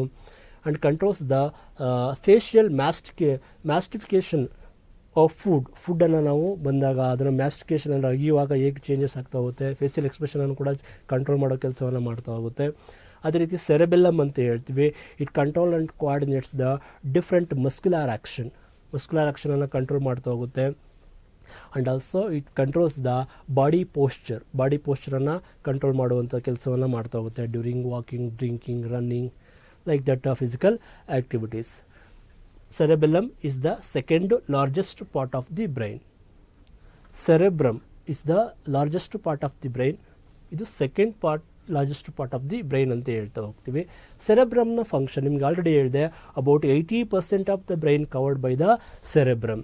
Okay, it is the main thinking part of the brain ಅಂತ ಹೇಳ್ತಾ ಹೋಗ್ತೀವಿ. ಕಾನ್ಷಿಯಸ್ನೆಸ್ ಇರಬೇಕು ಅಂತಂದರೆ ಸೆರೆಬ್ರಮ್ ವರ್ಕ್ ಆಗ್ತಿದೆ ಅಂತ ಅರ್ಥ. It is responsible for reasoning and speech, ಎಲ್ಲಕ್ಕೂ ಕೂಡ ಟೇಸ್ಟಿಂಗ್ ಎಲ್ಲಕ್ಕೂ ಕೂಡ ಕಾರಣ ಯಾವುದು ಅಂತ ಅಂದರೆ ಸೆರೆಬ್ರಮ್ ಅಂತ ಹೇಳ್ತೀವಿ. ಇಂಟೆಲಿಜೆಂಟ್, ಸೈಟ್ ನೋಡೋದಕ್ಕೆ, hearing and usage of information, ನಮ್ಮಲ್ಲಿ ಇನ್ಫಾರ್ಮೇಷನ್ ಆಲ್ರೆಡಿ ಸ್ಟೋರ್ ಆಗಿರುವಂಥ ಇನ್ಫಾರ್ಮೇಷನ್ ಅದು ಯೂಸ್ ಆಗಲಿಕ್ಕೆ ಈ ಸೆರೆಬ್ರಮ್ ಕಾರಣ ಅಂತ ಹೇಳ್ತೀವಿ. ಒಂದು ಯೂಸಸ್ ನಿಮಗೆ ಗೊತ್ತಿರಬೇಕು ಅಂತ ಹೇಳ್ತಾ ಹೋಗ್ತೀವಿ. Okay, this is about the nerve system ಅನಿಮಲ್ಸಲ್ಲಿ ಬರುವಂತಹ ನರ್ವ್ ಸಿಸ್ಟಮ್ ಅಂತ ಹೇಳ್ತಾ ಹೋಗ್ತೀವಿ. ಹಾಗಾದರೆ what about plants? There is no nerve system in ಪ್ಲ್ಯಾಂಟ್ಸಲ್ಲಿ ನರ್ವ್ಸೇ ಇರೋದಿಲ್ಲ. Then how can they give the response to the stimuli? ಪರಿಸರದಲ್ಲಿ ಆಗುವಂಥ ಚೇಂಜಸ್ಗೆ ಏನು ರೆಸ್ಪಾನ್ಸನ್ನು ಕೊಡುತ್ತೆ? ನರ್ವ್ ಸಿಸ್ಟಮೇ ಇಲ್ಲದೇನಾ ಅಂತ ಅಂದಿರುವಂಥದ್ದು. ಓಕೆ, ಅವುಗಳನ್ನು ನಾವು ನೋಡೋದಾದರೆ ಇಲ್ಲಿ ಕೆಲವೊಂದು ಮೂಮೆಂಟ್ಸನ್ನು ನಾವು ನೋಡ್ತಾ ಹೋಗ್ತೀವಿ. Phototropic moments, geotropic moments, hydrotropic moments and chemotropic moments ಅಂತ ಹೇಳ್ತಾ ಹೋಗ್ತೀವಿ. ಇವು 4 ಕೂಡ ಇಂಪಾರ್ಟೆಂಟ್, ನಿಮಗೆ ಗೊತ್ತಿದೆ ಬರುವಂಥದ್ದು. The moment of plant parts in response to light, gravity, water, chemicals, touch ಅಂತ ಅಂದರೆ ವಾಟರ್ಗೆ ಅಥವಾ ಕೆಮಿಕಲ್ಸ್ ಇದ್ದಾಗ ಅಥವಾ ಹೀಟ್ ಇದ್ದಾಗ ಅಥವಾ ಟಚ್ ಇದ್ದಾಗ ಅವು ಕೂಡ ರೆಸ್ಪಾನ್ಸ್ ಮಾಡುತ್ತೆ. ಅಲ್ಲಿ ಯಾವುದೇ ರೀತಿಯ ಆ ಒಂದು ನರ್ವ್ ಸಿಸ್ಟಮ್ಸ್ ಇಲ್ಲ ಅಂದರೂ ಕೂಡ ಹೇಗೆ ಅನ್ನುವಂಥದ್ದು ಇಲ್ಲಿ ಬರುವಂಥದ್ದು. ಇಲ್ಲಿ ಫೋಟೋಟ್ರೋಪಿಕ್ ಮೂಮೆಂಟ್ ಅಂತ ಹೇಳ್ತೀವಿ. ಇಲ್ಲೇ ಇದೆ phototropic. Photo means light, tropic means moment. Okay, moment ಆಗುವಂಥದ್ದು means the plant body it can move to so response to the ಲೈಟ್ಗೆ ರೆಸ್ಪಾನ್ಸನ್ನು ತೋರಿಸೋದಕ್ಕೋಸ್ಕರ ಮೂವ್ ಆಗ್ತಾ ಹೋಗುತ್ತೆ. ಫಾರ್ ಎಕ್ಸಾಂಪಲ್ ಸನ್ಫ್ಲವರ್ ನೀವು ನೋಡಿರ್ಬೋದು, ಲೈಟ್ ಯಾವ ಕಡೆ ಇದೆ ಆ ಕಡೆ ಮುಖ ಮಾಡ್ಕೊಂಡಿರುತ್ತೆ. It shows response to the light ಅಂತ ಹೇಳ್ತೀವಿ. This type of moments are called phototropic moment and that mechanism or that phenomena is known as phototropism. ಅಂದರೆ it is sensitive to light ಅಂತ ಹೇಳ್ತೀವಿ. ಅದೇ ರೀತಿ if it sensitive to gravity ಅಂದರೆ geotropism, if it is sensitive to water it is hydrotropism, if it is sensitive to chemical it is known as chemotropism. ಅದೇ ರೀತಿ touch ಅಂತ ಹೇಳ್ತೀವಿ, ತಿಗ್ಮೋಟ್ರೋಪಿಸಮ್ ಅಂತ ಹೇಳ್ತೀವಿ. ಓಕೆ, ಈ ಮೇಜರಾಗಿ ನೀವು 4 ತಿಳ್ಕೊಳ್ಳಿ. ಮತ್ತು ಇನ್ನೊಂದು ಇಂಪಾರ್ಟೆಂಟ್ ಏನು ಅಂತ ಅಂದರೆ ಇಟ್ ಶೋಸ್ ದ ಮೂಮೆಂಟ್. ನಿಮಗೆ ಗೊತ್ತಿದೆ, ಇಲ್ಲಿ ಒಂದು ಪಾರ್ಟ್ ಕೆಳಗಡೆ ಬಿದ್ದಿದೆ. ಇಲ್ಲಿ ಶೂಟ್ ಸಿಸ್ಟಮ್ ಏನಾಗ್ತಿದೆ ಅಂತ ಅಂದರೆ it grows against the gravity ಏನಿದೆ ಅದಕ್ಕೆ ಅಗೇನ್ಸ್ಟಾಗಿ ಏನಾಗ್ತಿದೆ, ಅದಕ್ಕೆ ಸ್ಟ್ರೈಟಾಗಿ ಡೆವಲಪ್ ಆಗ್ತಾ ಇದೆ. And the root starts to grow towards the gravity. ಅಂದರೆ within the depth of the root ಏನಾಗ್ತಿದೆ, ಆ ರೂಟ್ ಏನಾಗ್ತಿದೆ ಡೆವಲಪ್ ಆಗ್ತಾ ಇದೆ. It is also a moment ಅಂತ ಹೇಳ್ತಾ ಹೋಗ್ತೀವಿ. ಓಕೆ, ಇಲ್ಲಿ ಬಂದಾಗ ಇಲ್ಲಿ ನಾವು ನೆಗೆಟಿವ್ ಜಿಯೋಟ್ರೋಪಿಸಮ್ ಅಂತ ಹೇಳ್ತೀವಿ. ನೆಗೆಟಿವ್ ಜಿಯೋಟ್ರೋಪಿಸಮ್ ಅಂತ ಅಂದರೆ the moment of shoot system part it always negative geotropism ಅಂದರೆ ಗ್ರಾವಿಟಿಯ ಅಗನೆಸ್ಟ್ ಅಂತ ಹೇಳ್ತೀವಿ. ಗ್ರಾವಿಟಿ ಅಂತಂದರೆ ಟುವರ್ಡ್ಸ್ ದ ಅರ್ತ್ ಅಂತ ಹೇಳ್ತೀವಿ. ಅದಕ್ಕೆ ವಿರುದ್ಧವಾಗಿ ಗ್ರೋ ಆಗ್ತಾ ಇರುತ್ತೆ. ಅಂತ ಅಂದರೆ ಒಂದು ಸೀಡ್ ಜರ್ಮಿನೇಟ್ ಆಗುವಾಗ ಆ ಒಂದು ನಿಮ್ಗೆ ಗೊತ್ತಿದೆ ರ್ಯಾಡಿಕಲ್ಸ್ ಮತ್ತು ಫ್ಲುಮಿಲ್ ಡೆವಲಪ್ ಆಗುತ್ತೆ. The plumule grows as a shoot system and radicle grows as a root system. The plumule always grows against the gravity against ಮೇಲ್ಗಡೆ ಗ್ರೋ ಆಗ್ತಾ ಹೋಗುತ್ತೆ. And the radicle always grow in depth of the soil. ಅಂದರೆ towards the gravity ಅಂತ ಹೇಳ್ತೀವಿ, ಆ ಕಡೆನೇ move ಆಗುತ್ತೆ. ಅದಕ್ಕೆ ಡೈರೆಕ್ಷನನ್ನು ಯಾರು ಕೊಡ್ತಾ ಹೋಗುತ್ತಾರೆ? ಇಟ್ಸ್ ಎ ನ್ಯಾಚುರಲ್ ಫಿನಾಮಿನಾ ಅಂತ ಹೇಳ್ತಾ ಹೋಗ್ತೀವಿ. ಓಕೆ ಅಂತ ಹೇಳ್ತೀವಿ. ಯಾವುದು ಅಂದರೆ if the shoot system it growings away from the gravity, ಗ್ರಾವಿಟಿಯಿಂದ ದೂರ ಹೋಗ್ತಾ ಇದೆ, ಇದು ಅಗೇನ್ಸ್ಟ್ ದ ಗ್ರಾವಿಟಿ ಅಂತ ಹೇಳ್ತೀವಿ. ಇದನ್ನು ನೆಗೆಟಿವ್ ಜಿಯೋಟ್ರೋಪಿಸಮ್ ಅಂತ ಹೇಳ್ತೀವಿ. ಅದೇ ಗ್ರಾವಿಟಿ ಕಡೆ ಮೂವ್ ಆದರೆ ಅದನ್ನು ಪಾಸಿಟಿವ್ ಜಿಯೋಟ್ರೋಪಿಸಮ್ ಅಂತ ಹೇಳ್ತಾ ಹೋಗ್ತೀವಿ. ಮತ್ತು ಫೋಟೋಟ್ರೋಪಿಸಮ್ ಬಗ್ಗೆ ಹೇಳೋದಾದರೆ always the shoot system they show the positive phototropism. It means towards light ಕಡೆನೇ ಮೂವ್ ಆಗುವಂಥದ್ದು ಯಾವುದು ಶೂಟ್ ಸಿಸ್ಟಮ್ ಅಂತ ಬಂದಾಗ, positive phototropism. And root always show the negative phototropism ಅಂತ ಅಂದರೆ ಎಲ್ಲಿ ಬೆಳಕಿರೋದಲ್ವ ಆ ಕಡೆ ಏನಾಗುತ್ತೆ, ರೂಟ್ ಏನಾಗುತ್ತೆ, ಗ್ರೋ ಆಗುತ್ತೆ. ಈ ಒಂದು ಡಯಾಗ್ರಾಮ್ ಬೇಸ್ಡ್ ಮೇಲೆ ಈ ಕ್ವಶನನ್ನು ಏನು ಮಾಡ್ಬೋದು, ಕೇಳ್ಬೋದು, ನಿಮಗದು ಗೊತ್ತಿರಬೇಕು. ಅದೇ ರೀತಿ ವಾಟರ್ ಇರೋ ಕಡೆನೂ ಕೂಡ ಏನಾಗುತ್ತೆ, ಆಲ್ಮೋಸ್ಟ್ ರೂಟ್ ಎಲ್ಲ ಡೆವಲಪ್ ಆಗುವಂಥದ್ದು ಯಾವುದು ಅಂತಂದರೆ always they bend towards the water source ಎಲ್ಲಿದೆ ಆ ಕಡೆ ವಾಟರು ಬೆಂಡ್ ಆಗ್ತಾ ಹೋಗುತ್ತೆ. Okay, they show the positive response to the positive hydrotropism ಅಂತ ಹೇಳ್ತೀವಿ, ಯಾವುದು ರೂಟ್ ಸಿಸ್ಟಮ್ ಅಂತ ಬಂದಾಗ. ಕೀಮೋ ಅಂದರೆ ಕೆಮಿಕಲ್ಸ್ ಅಂತ ಹೇಳ್ತೀವಿ. ಅದೇ ರೀತಿ ತಿಗ್ಮೋಟ್ರೋಪಿಸಮ್ ಅಂತ ಬರ್ತಾ ಹೋಗುತ್ತೆ, ಟುವರ್ಡ್ಸ್ ಟಚ್ ಅಂತ ಹೇಳ್ತೀವಿ. ಅವುಗಳು ನಿಮಗೆ ಗೊತ್ತಿರಬೇಕು. ಈ ಒಂದು ಕಾನ್ಸೆಪ್ಟ್ ಮೇಲೆ ನಿಮಗೆ ಕ್ವಶನನ್ನು ಕೇಳ್ಬೋದು ಅಂತ ಹೇಳ್ತಾ ಹೋಗ್ತೀವಿ. And next one plant hormones ಅಂತ ಹೇಳ್ತೀವಿ. ಅವುಗಳ ಫಂಕ್ಷನ್ಸ್ ನಿಮಗೆ ಗೊತ್ತಿರಬೇಕು. ಮೇಜರಾಗಿ 4 ಪ್ಲ್ಯಾಂಟ್ ಹಾರ್ಮೋನ್ಸು ನಿಮಗೆ ಸಿಲೆಬಸಲ್ಲಿ ಕೊಟ್ಟಿರುವಂಥದ್ದು. ಮೊದಲನೇದು ಯಾವುದು ಅಂತ ಅಂದರೆ ಆಕ್ಸಿನ್ಸ್ ಅಂತ ಹೇಳ್ತೀವಿ, gibberellins and cytokinin and abscisic acid, ABC hormone ಅಂತಲೂ ಹೇಳ್ತಾ ಹೋಗ್ತಾರೆ. ಈ 4 ಹಾರ್ಮೋನ್ನ ಈ ಒಂದು ಇಂಪಾರ್ಟೆನ್ಸ್ ನಿಮಗೆ ಗೊತ್ತಿರಬೇಕು. ಆಕ್ಸಿನ್ ಅಂತ ಹೇಳ್ತೀವಿ, it helps in the elongation of cell elongate ಆಗಬೇಕು ಅಂತ ಅಂದರೆ ಸೈಜಲ್ಲಿ ಆಕ್ಸಿನ್ ಹೆಲ್ಪ್ ಮಾಡ್ತಾ ಹೋಗುತ್ತೆ. ಗ್ರೋತ್ ಹಾರ್ಮೋನ್ ಅಂತಲೂ ಹೇಳ್ತಾ ಹೋಗ್ತಾರೆ. ಓಕೆ, ಇಟ್ ಹ್ಯಾಸ್ ಬರುವಂಥದ್ದು, it helps in the bending of stem towards the light source ಕಡೆ ಅದು ಬೆಂಡ್ ಆಗ್ತಾ ಹೋಗುತ್ತೆ. ಲೈಟ್ ಸೋರ್ಸ್ ಕಡೆ ಹೇಗೆ ಬೆಂಡ್ ಆಗ್ತಾ ಹೋಗುತ್ತೆ, ಇಟ್ ಈಸ್ ಹೆಲ್ಪ್ ಅಂತ ಅಂದರೆ ವಿತೌಟ್, ಆದರೆ ಅದು ಹೇಗೆ ಹೆಲ್ಪ್ ಮಾಡುವಂಥದ್ದು ಅಂತ ಅಂದರೆ ಲೈಟ್ ಈಗ ಸ್ಟ್ರೈಟ್ ಇದೆ ಅಂತ ಅಂದರೆ ಲೈಟ್ ಸೋರ್ಸ್ ಕಡೆ ಬೆಂಡ್ ಆಗಬೇಕು ಅಂತ ಅಂದರೆ it produce the more amount of auxin and it diffuse in opposite direction. ಅಂದರೆ ಪ್ಲ್ಯಾಂಟ್ ಈ ಕಡೆ ಬೆಂಡ್ ಆಗ್ತಿದೆ ಅಂತ ಅಂದರೆ ಎಲ್ಲಿ ಬೆಂಡ್ ಆಗ್ತಾ ಹೋಗುತ್ತೋ ಅದರ ಆಪೋಸಿಟ್ ಸೈಡಲ್ಲಿ ಏನಾಗುತ್ತೆ, ಆಕ್ಸಿನ್ ಕಾನ್ಸಂಟ್ರೇಷನ್ ಏನಾಗುತ್ತೆ, ಜಾಸ್ತಿ ಆಗ್ತಾ ಹೋಗುತ್ತೆ. ಹಾಗಾಗಿ ಬೆಂಡ್ ಏನಾಗುತ್ತೆ, ಅದರ ಆಪೋಸಿಟ್ ಡೈರೆಕ್ಷನಲ್ಲಿ ಏನಾಗುತ್ತೆ, ಆ ಸೂಟ್ ಸಿಸ್ಟಮ್ ಏನಾಗುತ್ತೆ, ಬೆಂಡ್ ಆಗ್ತಾ ಹೋಗುತ್ತೆ. ಓಕೆ, ಅವುಗಳ ಕಾನ್ಸಂಟ್ರೇಷನ್ ಅಂದರೆ ಆಕ್ಸಿನನ್ನು ಜಾಸ್ತಿ ಹಾರ್ಮೋನ್ಸನ್ನು ಪ್ರೊಡ್ಯೂಸ್ ಮಾಡ್ತಾ ಹೋಗುತ್ತೆ, ಆಕ್ಸಿನ್ ಹಾರ್ಮೋನು. ಅದರಿಂದ ಏನಾಗುತ್ತೆ, ಬೆಂಡ್ ಆಗಲಿಕ್ಕೆ ಹೆಲ್ಪ್ ಆಗ್ತಾ ಹೋಗುತ್ತೆ ಅಂತ ಹೇಳ್ತೀವಿ. ಆ್ಯಂಡ್ ಒನ್ ಮೋರ್ ಈಸ್ ಗಿಬ್ಬೆರಲಿನ್ ಅಂತ ಹೇಳ್ತೀವಿ. It also helps in the growth of the stem and flower. Okay, ಅಲ್ಲಿ ಜಾಸ್ತಿ ಮೆರಿಸ್ಟಮ್ಯಾಟಿಕ್ ಟಿಶ್ಯೂಸ್ಗಳು ಕೂಡ ಇರ್ತಾ ಹೋಗುತ್ತೆ. ಸೈಟೋಕೈನಿನ್ ಅಂತ ಹೇಳ್ತೀವಿ, ಸೆಲ್ ಡಿವಿಷನ್ ಆಗಲಿಕ್ಕೆ, ರ್ಯಾಪಿಡ್ ಸೆಲ್ ಡಿವಿಷನ್ ಆಗಲಿಕ್ಕೆ, ಮೀನ್ಸ್ ಮೆರಿಸ್ಟಮ್ಯಾಟಿಕ್ ಸೆಲ್ಸ್ ಅನ್ನೋಂಥದ್ದು ಜಾಸ್ತಿ ಇರ್ತಾ ಹೋಗುತ್ತೆ. They produce the more amount of cytokinin, plant hormones ಅಂತ ಹೇಳ್ತೀವಿ. ಆ್ಯಂಡ್ ರ್ಯಾಪಿಡ್ ಸೆಲ್ ಡಿವಿಷನ್ ಅಂತ ಹೇಳ್ತೀವಿ ಇನ್ ಫ್ರೂಟ್ಸ್ ಆ್ಯಂಡ್ ಸೀಡ್ಸಲ್ಲಿ ಜಾಸ್ತಿ ಸೆಲ್ಸ್ಗಳು ಪ್ರೊಡ್ಯೂಸ್ ಆಗಬೇಕಾದ್ರೆ. And also in the opening of stomata during day time. ನಿಮ್ಗೆ ಗೊತ್ತಿದೆ stomata opening and closing mechanism, generally they open during day time ಅಂತ ಹೇಳ್ತಾ ಹೋಗ್ತೀವಿ. Okay, because it helps for the gaseous exchange and also for the evaporation of excess of water from the plant body. ಆ ಒಂದು opening of stomata control ಮಾಡಲಿಕ್ಕೆ cytokinin ಅನ್ನುವಂಥ hormone help ಮಾಡ್ತಾ ಹೋಗುತ್ತೆ. And also ABC hormone, ಇದನ್ನು growth inhibitor hormone ಅಂತ ಹೇಳ್ತೀವಿ. ಗ್ರೋತನ್ನು control ಮಾಡುತ್ತೆ, ಇದನ್ನು ಗ್ರೋತ್ ಜಾಸ್ತಿ ಮಾಡೋದು ಕಂಟ್ರೋಲ್ ಮಾಡೋ ಕೆಲಸವನ್ನು ಮಾಡ್ತಾ ಹೋಗುತ್ತೆ. It inhibits the growth of the plant, ಅದನ್ನು ಕುಂಠಿತಗೊಳಿಸ್ತಾ ಹೋಗುತ್ತೆ ಅಂತ ಹೇಳ್ತೀವಿ. It is responsible for wilting of leaves. ಈಗ ಡ್ಯಾಮೇಜ್ ಆಗಿದೆ, ಏಜ್ಡ್ ಲೀವ್ಸ್ ಕೆಳಗಡೆ ಬೀಳಬೇಕು. ಆಗೇನಾಗುತ್ತೆ ಅಂತ ಅಂದರೆ ಆ ಸ್ಟೆಮ್ ಏನಿದೆ, ಆ ನೋಡ್ ಏನಿದೆ, ಆ ಎರಡರ ನಡುವೆ ಏನು ಕಾಂಟ್ಯಾಕ್ಟ್ ಇದೆ ಅವುಗಳ ನಡುವೆ ಅಬ್ಸಿಸಿಕ್ ಆ್ಯಸಿಡ್ ಆ ಹಾರ್ಮೋನ್ ರಿಲೀಸ್ ಆಗ್ತಾ ಹೋಗುತ್ತೆ. ಆ ಒಂದು ಕಾಂಟ್ಯಾಕ್ಟನ್ನು ಬ್ರೇಕ್ ಮಾಡುತ್ತೆ, ಮೀನ್ಸ್ ಎಲೆ ಉದುರೋದಕ್ಕೆ ಏನು ಮಾಡುತ್ತೆ, ಹೆಲ್ಪ್ ಮಾಡ್ತಾ ಹೋಗುತ್ತೆ. ವಿಲ್ಟಿಂಗ್ ಆಫ್ ಲೀವ್ಸ್ಗೆ ಹೆಲ್ಪ್ ಮಾಡುವಂಥದ್ದು. And also is helping in the closing of stomata during day time. Opening help ಮಾಡುವಂಥದ್ದು ಸೈಟೋಕೈನಿನ್, ಕ್ಲೋಸಿಂಗ್ ಹೆಲ್ಪ್ ಮಾಡುವಂಥದ್ದು ಅಬ್ಸಿಸಿಕ್ ಆ್ಯಸಿಡ್, ABC ಹಾರ್ಮೋನ್ ಅಂತ ಹೇಳ್ತೀವಿ. ಇವುಗಳ ಫಂಕ್ಷನ್ಸ್ ನಿಮಗೆ ಗೊತ್ತಿರಬೇಕು. ಓಕೆ, ಇಷ್ಟು ಕೂಡ ಈ ಲೆಸನ್ಸಲ್ಲಿ ಇಂಪಾರ್ಟೆಂಟ್ ಕ್ವಶನ್ ಅಂತ ಹೇಳ್ತಾ ಹೋಗ್ತೀವಿ. ಕಂಟ್ರೋಲ್ ಆ್ಯಂಡ್ ಕೋಆರ್ಡಿನೇಷನ್ ಅಂತ ಹೇಳ್ತಾ ಇರುವಂಥದ್ದು.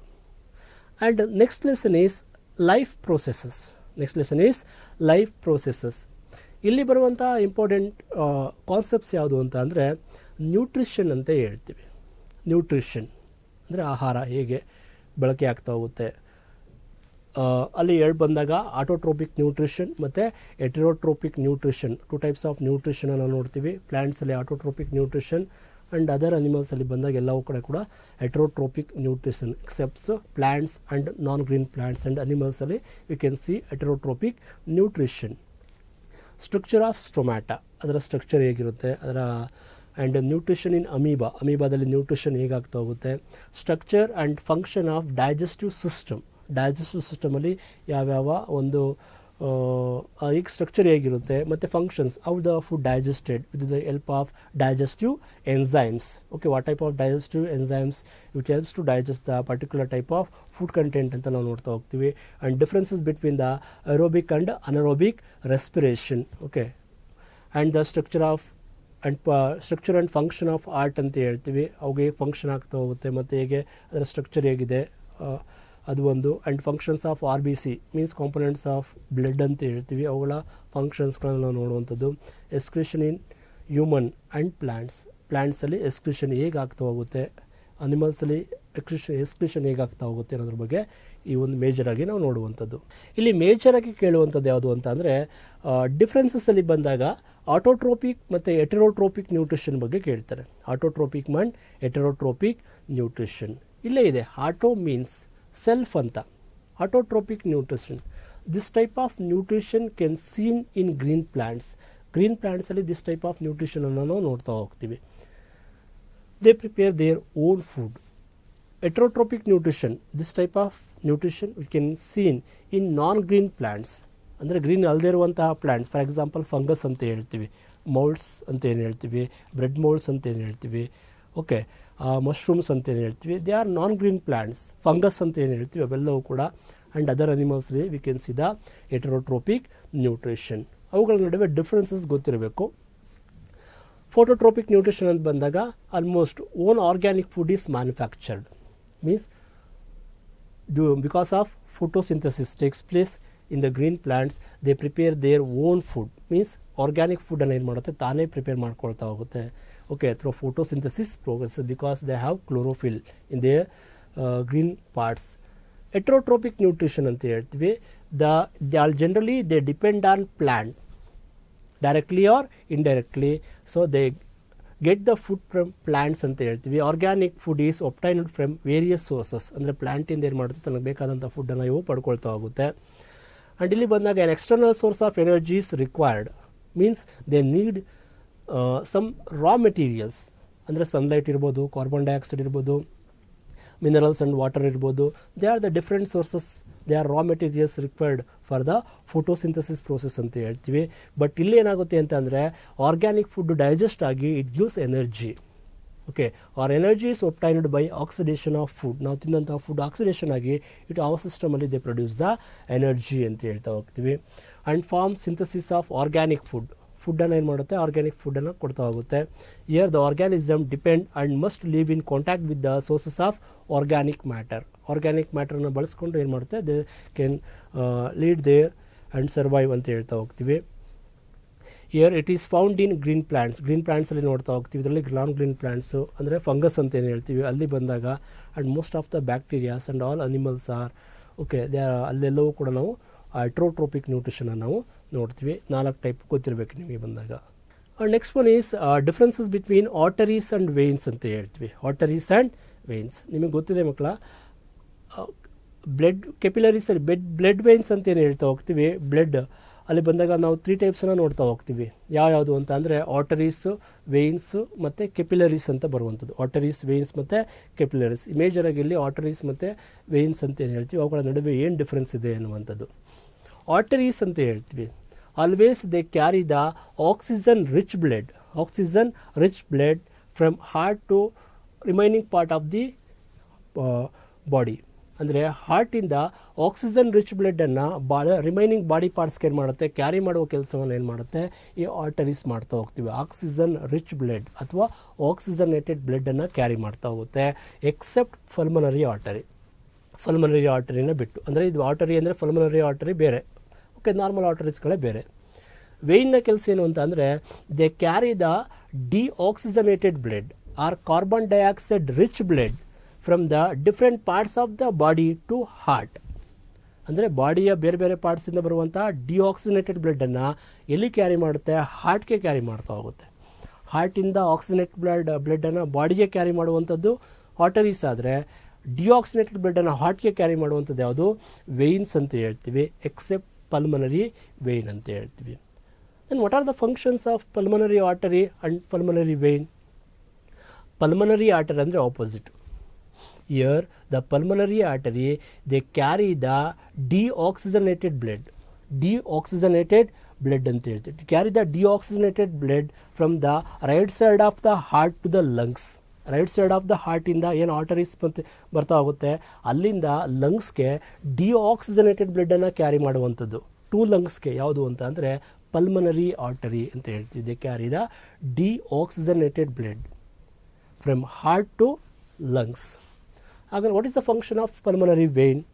They carry the oxygenated blood from lungs to heart. ಹಾರ್ಟ್ನ ಲೆಫ್ಟ್ ಸೈಡ್ಗೆ ಈ ಒಂದು ಆಕ್ಸಿಜನೇಟೆಡ್ ಬ್ಲಡ್ಡನ್ನು, ಆಕ್ಸಿಜನ್ ರಿಚ್ ಬ್ಲಡ್ಡನ್ನು ಕ್ಯಾರಿ ಮಾಡೋ ಕೆಲಸವನ್ನು ಈ ಪಲ್ಮನರಿ ವೇನ್ ಮಾಡ್ತಾ ಹೋಗುತ್ತೆ. ಅವುಗಳ ಡಿಫ್ರೆನ್ಸ್ ನಿಮಗೆ ಗೊತ್ತಿರಬೇಕು. And also card distributing vessels ಅಂತ ಹೇಳ್ತೀವಿ. ಅಂದರೆ ಬ್ಲಡ್ಡನ್ನು ಡಿಸ್ಟ್ರಿಬ್ಯೂಟ್ ಮಾಡುವಂಥ ಕೆಲಸವನ್ನು ಮಾಡ್ತಾ ಹೋಗುತ್ತೆ ಅಂತ ಹೇಳ್ತಾ ಹೋಗ್ತೀವಿ. ಇವು ಡಿಸ್ಟ್ರಿಬ್ಯೂಟ್ ಮಾಡಿದ್ರೆ ಹಾರ್ಟಿಂದ ಎಲ್ಲ ಬಾಡಿಗೂ ಇವೇನು ಮಾಡುತ್ತೆ ಡಿಆಕ್ಸಿನೇಟೆಡ್ ಬ್ಲಡ್ಡನ್ನು ಕಲೆಕ್ಟ್ ಮಾಡೋ ಕೆಲಸವನ್ನು ಮಾಡುತ್ತೆ. ಯಾವುದು ವೇನ್ಸ್ ಅಂತ ಹೇಳ್ತೀವಿ. And all arteries are thick and elastic, and veins are thin and less elastic when compared to arteries. ಇದನ್ನು ಕೇಳ್ಬೋದು, why arteries are thick than the veins? ಯಾಕೆ ಅಂತ ಅಂದರೆ okay, it have to carry the blood to all the parts of the blood, so the more force is exerted by the heart ಇಂದ ಜಾಸ್ತಿ force ಎಕ್ಸಲ್ಟ್ ಆಗ್ತಾ ಹೋಗುತ್ತೆ. So the blood flows while flowing with in the arteries they exert the more force on there wall ಮೇಲೆ ಜಾಸ್ತಿ ಫೋರ್ಸನ್ನು exert ಮಾಡ್ತಾ ಹೋಗುತ್ತೆ. ಅದನ್ನು tolerate ಮಾಡಬೇಕು, ವಿತ್ಸ್ಟ್ಯಾಂಡ್ ಮಾಡಬೇಕು ಅಂತ ಅಂದರೆ to withstand the high pressured blood it needs thick wall. ಅದರಲ್ಲಿ ಥಿಕ್ ವಾಲ್ ಇರಬೇಕಾಗ್ತಾ ಹೋಗುತ್ತೆ. ಮತ್ತು ಎಲಾಸ್ಟಿಕ್ ನೇಚರ್ ಇದ್ದರೆ ಆಗೇನಾಗಲ್ಲ, ರಪ್ಚರ್ ಆಗುವಂಥ ಸಾಧ್ಯತೆಗಳು ಇರೋದಿಲ್ಲ. ಬಟ್ ವೇನ್ಸಲ್ಲಿ ಏನಾಗಲ್ಲ, ಇಲ್ಲಿ ಅಷ್ಟು ಫೋರ್ಸ್ಡ್ ಬ್ಲಡ್ ಸಪ್ಲೈ ಆಗಲ್ಲ. ಓಕೆ, ಬ್ಲಡ್ ಪ್ರೆಷರ್ ಕಡಿಮೆ ಇರುವಂಥ ಬ್ಲಡ್ ಸಪ್ಲೈ ಆಗ್ತಾ ಹೋದರೆ blood flows with less pressure. That's why their wall is thin ಅಂತ ಹೇಳ್ತಾ ಹೋಗ್ತೀವಿ. Okay, and less elastic. ಇದರಲ್ಲಿ ವ್ಯಾಲ್ಸ್ ಬರ್ತಾ ಹೋಗುತ್ತೆ, ಇದರಲ್ಲಿ ವ್ಯಾಲ್ಸ್ ಇರೋದಿಲ್ಲ. ಓಕೆ, ಅದನ್ನು ಕೂಡ ನೀವು ಡಿಫ್ರೆನ್ಸ್ ಆಗಿ ಕೊಡ್ಬೋದು. ಆರ್ಟರೀಸ್ ಆರ್ ಡೀಪ್ ಸಿಟೆಡ್ ಅಂತ ಹೇಳ್ತೀವಿ. ಅಂದರೆ ಸ್ಕಿನ್ನ ಮೇಲೆ ಸ್ವಲ್ಪ ಆಳಕ್ಕೆ ಏನಾಗಿರುತ್ತೆ ಇರ್ತಾವೆ ಅಂತ ಹೇಳ್ತೀವಿ. ಇದು ಸೂಪರ್ಫಿಷಿಯಲ್ ಅಂತ ಹೇಳ್ತೀವಿ as compared to the artery. ಸ್ಕಿನ್ನ ಸ್ವಲ್ಪ ಕೆಳಭಾಗದಲ್ಲಿ ಇರ್ತಾ ಹೋಗುತ್ತೆ, ಇದು ಡೀಪ್ ಆಗಿರೋದನ್ನು ನಾವು ನೋಡ್ತಾ ಹೋಗ್ತೀವಿ. Okay, this are the differences between arteries and veins ಅಂತ ಹೇಳ್ತಾ ಹೋಗ್ತೀವಿ. Okay, next question, what are the different ways in which glucose is oxidised to provide energy in various organisms? ಈ ಕ್ವಶನ್ನು ನಿಮಗೆ 3 ಮಾರ್ಕ್ಸ್ ಬರೋ ಸಾಧ್ಯತೆಗಳು ಜಾಸ್ತಿ ಇದೆ. ಆಲ್ರೆಡಿ ಇದು ರಿಪೀಟ್ ಆಗಿರುವಂಥ ಕ್ವಶನ್ ಅಂತ ಹೇಳ್ತಾ ಹೋಗ್ತೀವಿ. ಇಲ್ಲಿ ಬಂದಾಗ ಸೆಲ್ಲಲ್ಲಿ ಹೇಗೆ ಆ ಒಂದು ಗ್ಲೂಕೋಸ್ ಮಾಲಿಕ್ಯೂಲ್ ಬ್ರೇಕ್ ಡೌನ್ ಆಗ್ತಾ ಹೋಗುತ್ತೆ, how energy is released in case of aerobic respiration and in case of anaerobic respiration, ಅದನ್ನು ನಾವು ನೋಡ್ತಾ ಹೋಗ್ತೀವಿ. In glucose molecule it is converted in to 3 carbon containing molecule means pyruvate in cytoplasm. ಅಂದರೆ ನಾವು ತಿಂದಂತಹ food digest ಆದಮೇಲೆ ನಿಮ್ಗೆ ಗೊತ್ತಿದೆ carbohydrates ಮತ್ತು ಫ್ಯಾಟ್ ಎಲ್ಲವೂ ಕೂಡ ಗ್ಲೂಕೋಸ್ ಆಗಿ ಕನ್ವರ್ಟ್ ಆಗುತ್ತೆ. Glucose is a 6 carbon molecule ಅಂತ ಹೇಳ್ತೀವಿ. It is converted in to pyruvate is a 3 carbon molecule in cytoplasm. ಸೆಲ್ನ ಸೈಟೋಪ್ಲಾಸಮಲ್ಲಿ 3 ಕಾರ್ಬನ್ ಮಾಲಿಕ್ಯೂಲ್ ಆಗಿ ಕನ್ವರ್ಟ್ ಆಗ್ತಾ ಹೋಗುತ್ತೆ. ಆನಂತರ ಇನ್ ಮೈಟೋಕಾಂಡ್ರಿಯಾದಲ್ಲಿ 3 carbon molecule means pyruvate. In case of anaerobic respiration means in absence of oxygen ಇದ್ದಾಗ, ಅಂದರೆ ಫಂಗಸ್ಸಲ್ಲಿ ಈಸ್ಟಲ್ಲಿ ಏನಾಗುತ್ತೆ ಅಂತ ಅಂದರೆ ಅಲ್ಲಿ ಎಥನಾಲ್ ಮತ್ತು ಕಾರ್ಬನ್ ಡೈಆಕ್ಸೈಡ್ ಆಗಿ ಕನ್ವರ್ಟ್ ಆಗುತ್ತೆ. Ethanol and carbon dioxide. This process takes place in absence of oxygen. It is a anaerobic type of respiration. Okay, ಎಲ್ಲಾಗುತ್ತೆ ಈಸ್ಟಲ್ಲಿ ಆಗುವಂಥದ್ದು. ಪ್ರಾಡಕ್ಟ್ ಯಾವುದು? Ethanol and carbon dioxide with certain amount of energy. With lack of oxygen, ಸ್ವಲ್ಪ supply ಆದರೆ oxygen ಆಗೇನಾಗುತ್ತೆ ಅಂತ ಅಂದರೆ ಅದು ಲ್ಯಾಕ್ಟಿಕ್ ಆ್ಯಸಿಡ್ ಮತ್ತು ಸ್ವಲ್ಪ ಎನರ್ಜಿ ಆಗೇನಾಗುತ್ತೆ ರಿಲೀಸ್ ಆಗ್ತಾ ಹೋಗುತ್ತೆ. ನೀವು ನೋಡಿರ್ಬೋದು some sports people they generally they suffer from the muscle cramp due to the sudden activity. ಬಾಡಿಯಲ್ಲಿ ಸಡನ್ ಆ್ಯಕ್ಟಿವಿಟಿ ತೋರಿಸಿದಾಗ ಏನಾಗುತ್ತೆ ಮಸಲ್ ಕ್ರ್ಯಾಂಪ್ ಆಗ್ತಾ ಹೋಗುತ್ತೆ. ಯಾಕೆ ಅಂತ ಅಂದರೆ ದಿಸ್ ಪೈರುವೇಟ್ ಏನಾಗುತ್ತೆ ಲ್ಯಾಕ್ಟಿಕ್ ಆ್ಯಸಿಡ್ ಆಗಿ ಪ್ರೊಡ್ಯೂಸ್ ಆಗ್ತಾ ಹೋಗುತ್ತೆ. ಈಗ ನೀವು ನೋಡಿರ್ಬೋದು, ಅಥವಾ ಬೆಟ್ಟವನ್ನು ಹತ್ತುವಾಗ, ಮೆಟ್ಲನ್ನು ಹತ್ತುವಾಗ, ಸ್ಟೇರ್ಕೇಸನ್ನು ಜಾಸ್ತಿ ಪೇಯ್ನ್ ಬರ್ತಾ ಆಗುತ್ತೆ. ಕಾರಣ ಏನು ಅಂತ ಅಂದರೆ ಲ್ಯಾಕ್ಟಿಕ್ ಆ್ಯಸಿಡ್ ರಿಲೀಸ್ ಆಗುವಂಥದ್ದು. Okay, with the limited supply of oxygen. ಅದೇ ಏರೋಬಿಕ್ ರೆಸ್ಪಿರೇಷನಲ್ಲಿ ನಾವು ನೋಡಿದರೆ, in presence of oxygen the pyruvated converted into carbon dioxide, water and produce more energy in the form of heat. Okay, ಎಲ್ಲಿ process ಎಲ್ಲ ಎಲ್ಲಿ ಆಗುತ್ತೆ ಅಂತ ಅಂದರೆ ಮೈಟೋಕಾಂಡ್ರಿಯಾದಲ್ಲಿ ಆಗುವಂಥದ್ದು. ಮೈಟೋಕಾಂಡ್ರಿಯಾ ಅಂತ ಹೇಳ್ತಾ ಹೋಗ್ತೀವಿ. ಇವು ಮೂರನ್ನು ಕೂಡ ನೀವು ಸಪ್ರೇಟ್ ಕೂಡ ಬರಿಬೋದು. ತುಂಬ ಇಂಪಾರ್ಟೆಂಟ್ ಕ್ವಶನ್ ಅಂತ ಹೇಳ್ತಾ ಹೋಗ್ತೀವಿ. ಆ್ಯಂಡ್ ನೆಕ್ಸ್ಟ್ ಒನ್, ಇದು ಆಲ್ರೆಡಿ ರಿಪೀಟ್ ಆಗಿರುವಂಥದ್ದು, ಜುಲೈ 1890 ಬೋರ್ಡ್ ಎಕ್ಸಾಮಲ್ಲಿ ಕೇಳಿರುವಂಥದ್ದು. Oxygenated and deoxygenated bloods are separated in the heart of mammals. ಮ್ಯಾಮಲ್ಸಲ್ಲಿ ಬಂದಾಗ oxygenated and deoxygenated blood are separated. ನಿಮ್ಗೆ ಗೊತ್ತಿದೆ, ಹಾರ್ಟ್ನ ರೈಟ್ ಸೈಡ್ ಹಾರ್ಟಲ್ಲಿ ಬಂದಾಗ ಡಿಆಕ್ಸಿಜನೇಟೆಡ್ ಬರುತ್ತೆ, ಲೆಫ್ಟ್ ಸೈಡಲ್ಲಿ ಬಂದಾಗ ಆಕ್ಸಿಜನೇಟೆಡ್ ಬ್ಲಡ್ ಬರ್ತಾ ಆಗುತ್ತೆ. And it is separated by a wall, means septa ಅನ್ನುವಂಥ ವಾಲಿಂದ ಏನಾಗುತ್ತೆ, ಡಿವೈಡ್ ಆಗಿರುತ್ತೆ. ಯಾಕೆ ಅನ್ನುವಂಥದ್ದು, because of highly efficient supply of oxygen to meet their high energy needs ಅಂತ ಹೇಳ್ತೀವಿ. ಯಾಕೆಂದರೆ ಅದು ವಾರ್ಮ್ ಬ್ಲಡೆಡ್ ಅನಿಮಲ್ಸ್ ಆಗಿರೋದ್ರಿಂದ they need more amount of oxygen for the oxidation of food. Okay, it have to pump the more amount of blood, oxygen containing blood. That's why they are separated.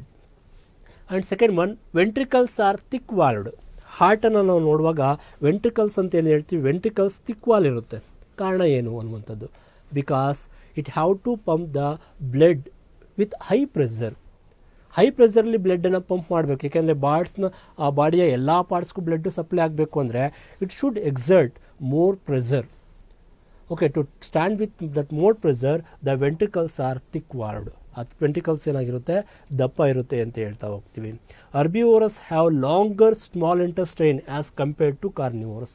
ಕಾರ್ನಿವೋರಸ್ಗೆ compare ಮಾಡಿದ್ರೆ ಹರ್ಬಿವೋರಸಲ್ಲಿ longer small intestine ಇದೆ, ಉದ್ದ ಇದೆ. ಕಾರಣ ಏನು ಅಂತ ಅಂದರೆ they allows to digest the cellulose digest ಆಗಬೇಕೇನಾಗುತ್ತೆ ಈ ಒಂದು they need more longer small intestine.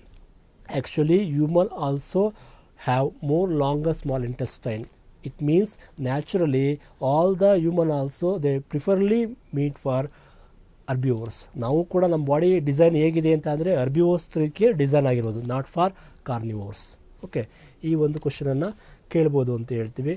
And next one is lymph tissue ಅಂತ ಹೇಳ್ತೀವಿ. Lymph tissue, what is lymph ಅಂತ ಕೇಳ್ಬೋದು. Okay, lymph is nothing but A colourless blood ಅಂತ ಹೇಳ್ತೀವಿ. It also contain plasma, protein and blood cells which escapes into intercellular space. ಎರಡು ಸೆಲ್ಸ್ನ ನಡುವೆ ಇರುವಂತಹ ಸ್ಪೇಸಲ್ಲಿ ಆ ಬ್ಲಡ್ ಏನು ಬರ್ತಾ ಆಗುತ್ತೋ ಅವುಗಳನ್ನು ಏನಂತ ಹೇಳ್ತೀವಿ, ಲಿಂಫ್ ಅಂತ ಹೇಳ್ತಾ ಹೋಗ್ತೀವಿ. ಅದರ ಕಾಂಪೋಸಿಷನ್ ಅಂತ ಬಂದಾಗ ಇಟ್ ಈಸ್ ಕಲರ್ಲೆಸ್. ಬ್ಲಡ್ ಆದರೆ ರೆಡ್ ಕಲರಲ್ಲಿದೆ, ಇಟ್ ಈಸ್ ಕಲರ್ಲೆಸ್ ಅಂತ ಹೇಳ್ತೀವಿ. It has less protein when compared to the blood in their plasma ಅಂತ ಹೇಳ್ತಾ ಹೋಗ್ತೀವಿ. ಅದರ ಫಂಕ್ಷನ್ಸ್ ಅಂತ ಬಂದಾಗ they keep the body cells moist ಆಗಿರೋ ರೀತಿ ನೋಡ್ತಾ ಹೋಗುತ್ತೆ. And also it helps to observe the fat from the digested ಫುಡ್ಡನ್ನು ಸ್ಮಾಲ್ ಇಂಟೆಸ್ಟೈನಿಂದ ಅಬ್ಸರ್ವ್ ಮಾಡೋ ಕೆಲಸವನ್ನು ಮಾಡ್ತಾ ಹೋಗುತ್ತೆ. And it's also drain up the excess of fluid from the intracellular space into the ಬ್ಲಡ್ಗೆ ಕ್ಯಾರಿ ಮಾಡುವಂಥ ಕೆಲಸವನ್ನು ಮಾಡ್ತಾ ಹೋಗುತ್ತೆ. ಮತ್ತು ಎರೋಬಿಕ್ ಮತ್ತು ಅನರೋಬಿಕ್ ರೆಸ್ಪಿರೇಷನ್ನ ಡಿಫ್ರೆನ್ಸಸನ್ನು ಹೇಳಿದೆ, ಅದನ್ನು ನೀವು ಗೊತ್ತಿರ್ಬೋದು. ಅದು ಎರೋಬಿಕ್ ಅಂದರೆ it takes place in presence of oxygen, anaerobic respiration takes place in absence of oxygen. Aerobic ರೆಸ್ಪಿರೇಷನಲ್ಲಿ ಬರುವಂಥ ಪ್ರಾಡಕ್ಟ್ ಅಂದರೆ carbon dioxide, water and certain amount of energy in the form of ATP. Here also they produce the anaerobic respiration ಬಂದಾಗ ethanol ಅನ್ನು ನೋಡ್ತೀವಿ, C2H5OH ಅಂತ ಹೇಳ್ತೀವಿ. and they also produce the energy in the form of ATP, but here less amount of energy released when compared to the aerobic respiration ಅಂತ ಹೇಳ್ತೀವಿ. and xylem and phloem ಇವೆರಡರ ನಡುವೆ differences ಅನ್ನು ಕೇಳ್ಬೋದು. ನೀವು ಗೊತ್ತಿದೆ ನಿಮಗೆ, ವಾಸ್ಕ್ಯುಲಾರ್ ಟಿಶ್ಯೂಸ್ ಅಂತ ಹೇಳ್ತೀವಿ, ವಾಟರ್ ಕಂಡಕ್ಟಿಂಗ್ ಟಿಶ್ಯೂಸ್ ಅಂತ ಹೇಳ್ತೀವಿ, ಫುಡ್ ಕಂಡಕ್ಟಿಂಗ್ ಟಿಶ್ಯೂಸ್ ಅಂತ ಹೇಳ್ತೀವಿ. ಪ್ಲಾಂಟ್ಸಲ್ಲಿರುವಂಥದ್ದು ಆಲ್ವಿಯೋಲೈಸ್ ಮತ್ತು ನೆಫ್ರಾನ್ಸ್ ನಡುವಿರುವ ಡಿಫ್ರೆನ್ಸ್ ಗೊತ್ತಿರಬೇಕು. Alveoli are the balloon like structures the found in the lungs ಅಂತ ಹೇಳ್ತೀವಿ. Nephrons are the structural and functional unit of the kidney ಅಂತ ಹೇಳ್ತೀವಿ. ಕಿಡ್ನಿಯ ನೆಫ್ರಾನ್ಸು ಮತ್ತು ಫಾರ್ಮೇಷನ್ ಆಫ್ ಯೂರಿನ್ ಕೂಡ ತುಂಬ ಇಂಪಾರ್ಟೆಂಟು. ಆ ಕ್ವಶನನ್ನು ಕೂಡ ನೋಡ್ಕೋಬೇಕು.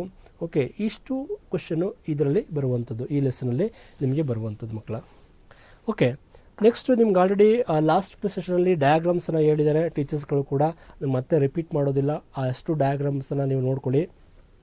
ಮತ್ತು ಇಂಪಾರ್ಟೆಂಟ್ ಲಾಸನ್ನು ಕೇಳ್ಬೋದು ನಿಮಗೆ. ಇಂಪಾರ್ಟೆಂಟ್ ಲಾಸ್ ಅಂತ ಹೇಳ್ತೀವಿ, ಲಾಸ್ಗಳಲ್ಲಿ ಬಂದಾಗ ಕೇಳುವಂಥದ್ದು. ಅಲ್ಲಿ ಬಂದಾಗ ಓಮ್ಸ್ ಲಾ ಕೇಳ್ತಾ ಹೋಗ್ತಾರೆ. Ohm's law V is equal to I R, V is equal to I R ಅಂತ ಹೇಳ್ತಾ ಹೋಗ್ತೀವಿ. ಓಮ್ಸ್ ಲಾ ಆಲ್ಮೋಸ್ಟು ತುಂಬ ಸಲ ಕೇಳಿರುವಂಥದ್ದು ಅಂತ ಹೇಳ್ತೀವಿ. V is equal to I R.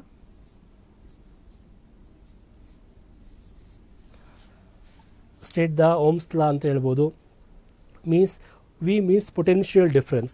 The potential difference between the two terminals of a conductor is directly proportional to the current flowing through it at constant temperature. At constant temperature.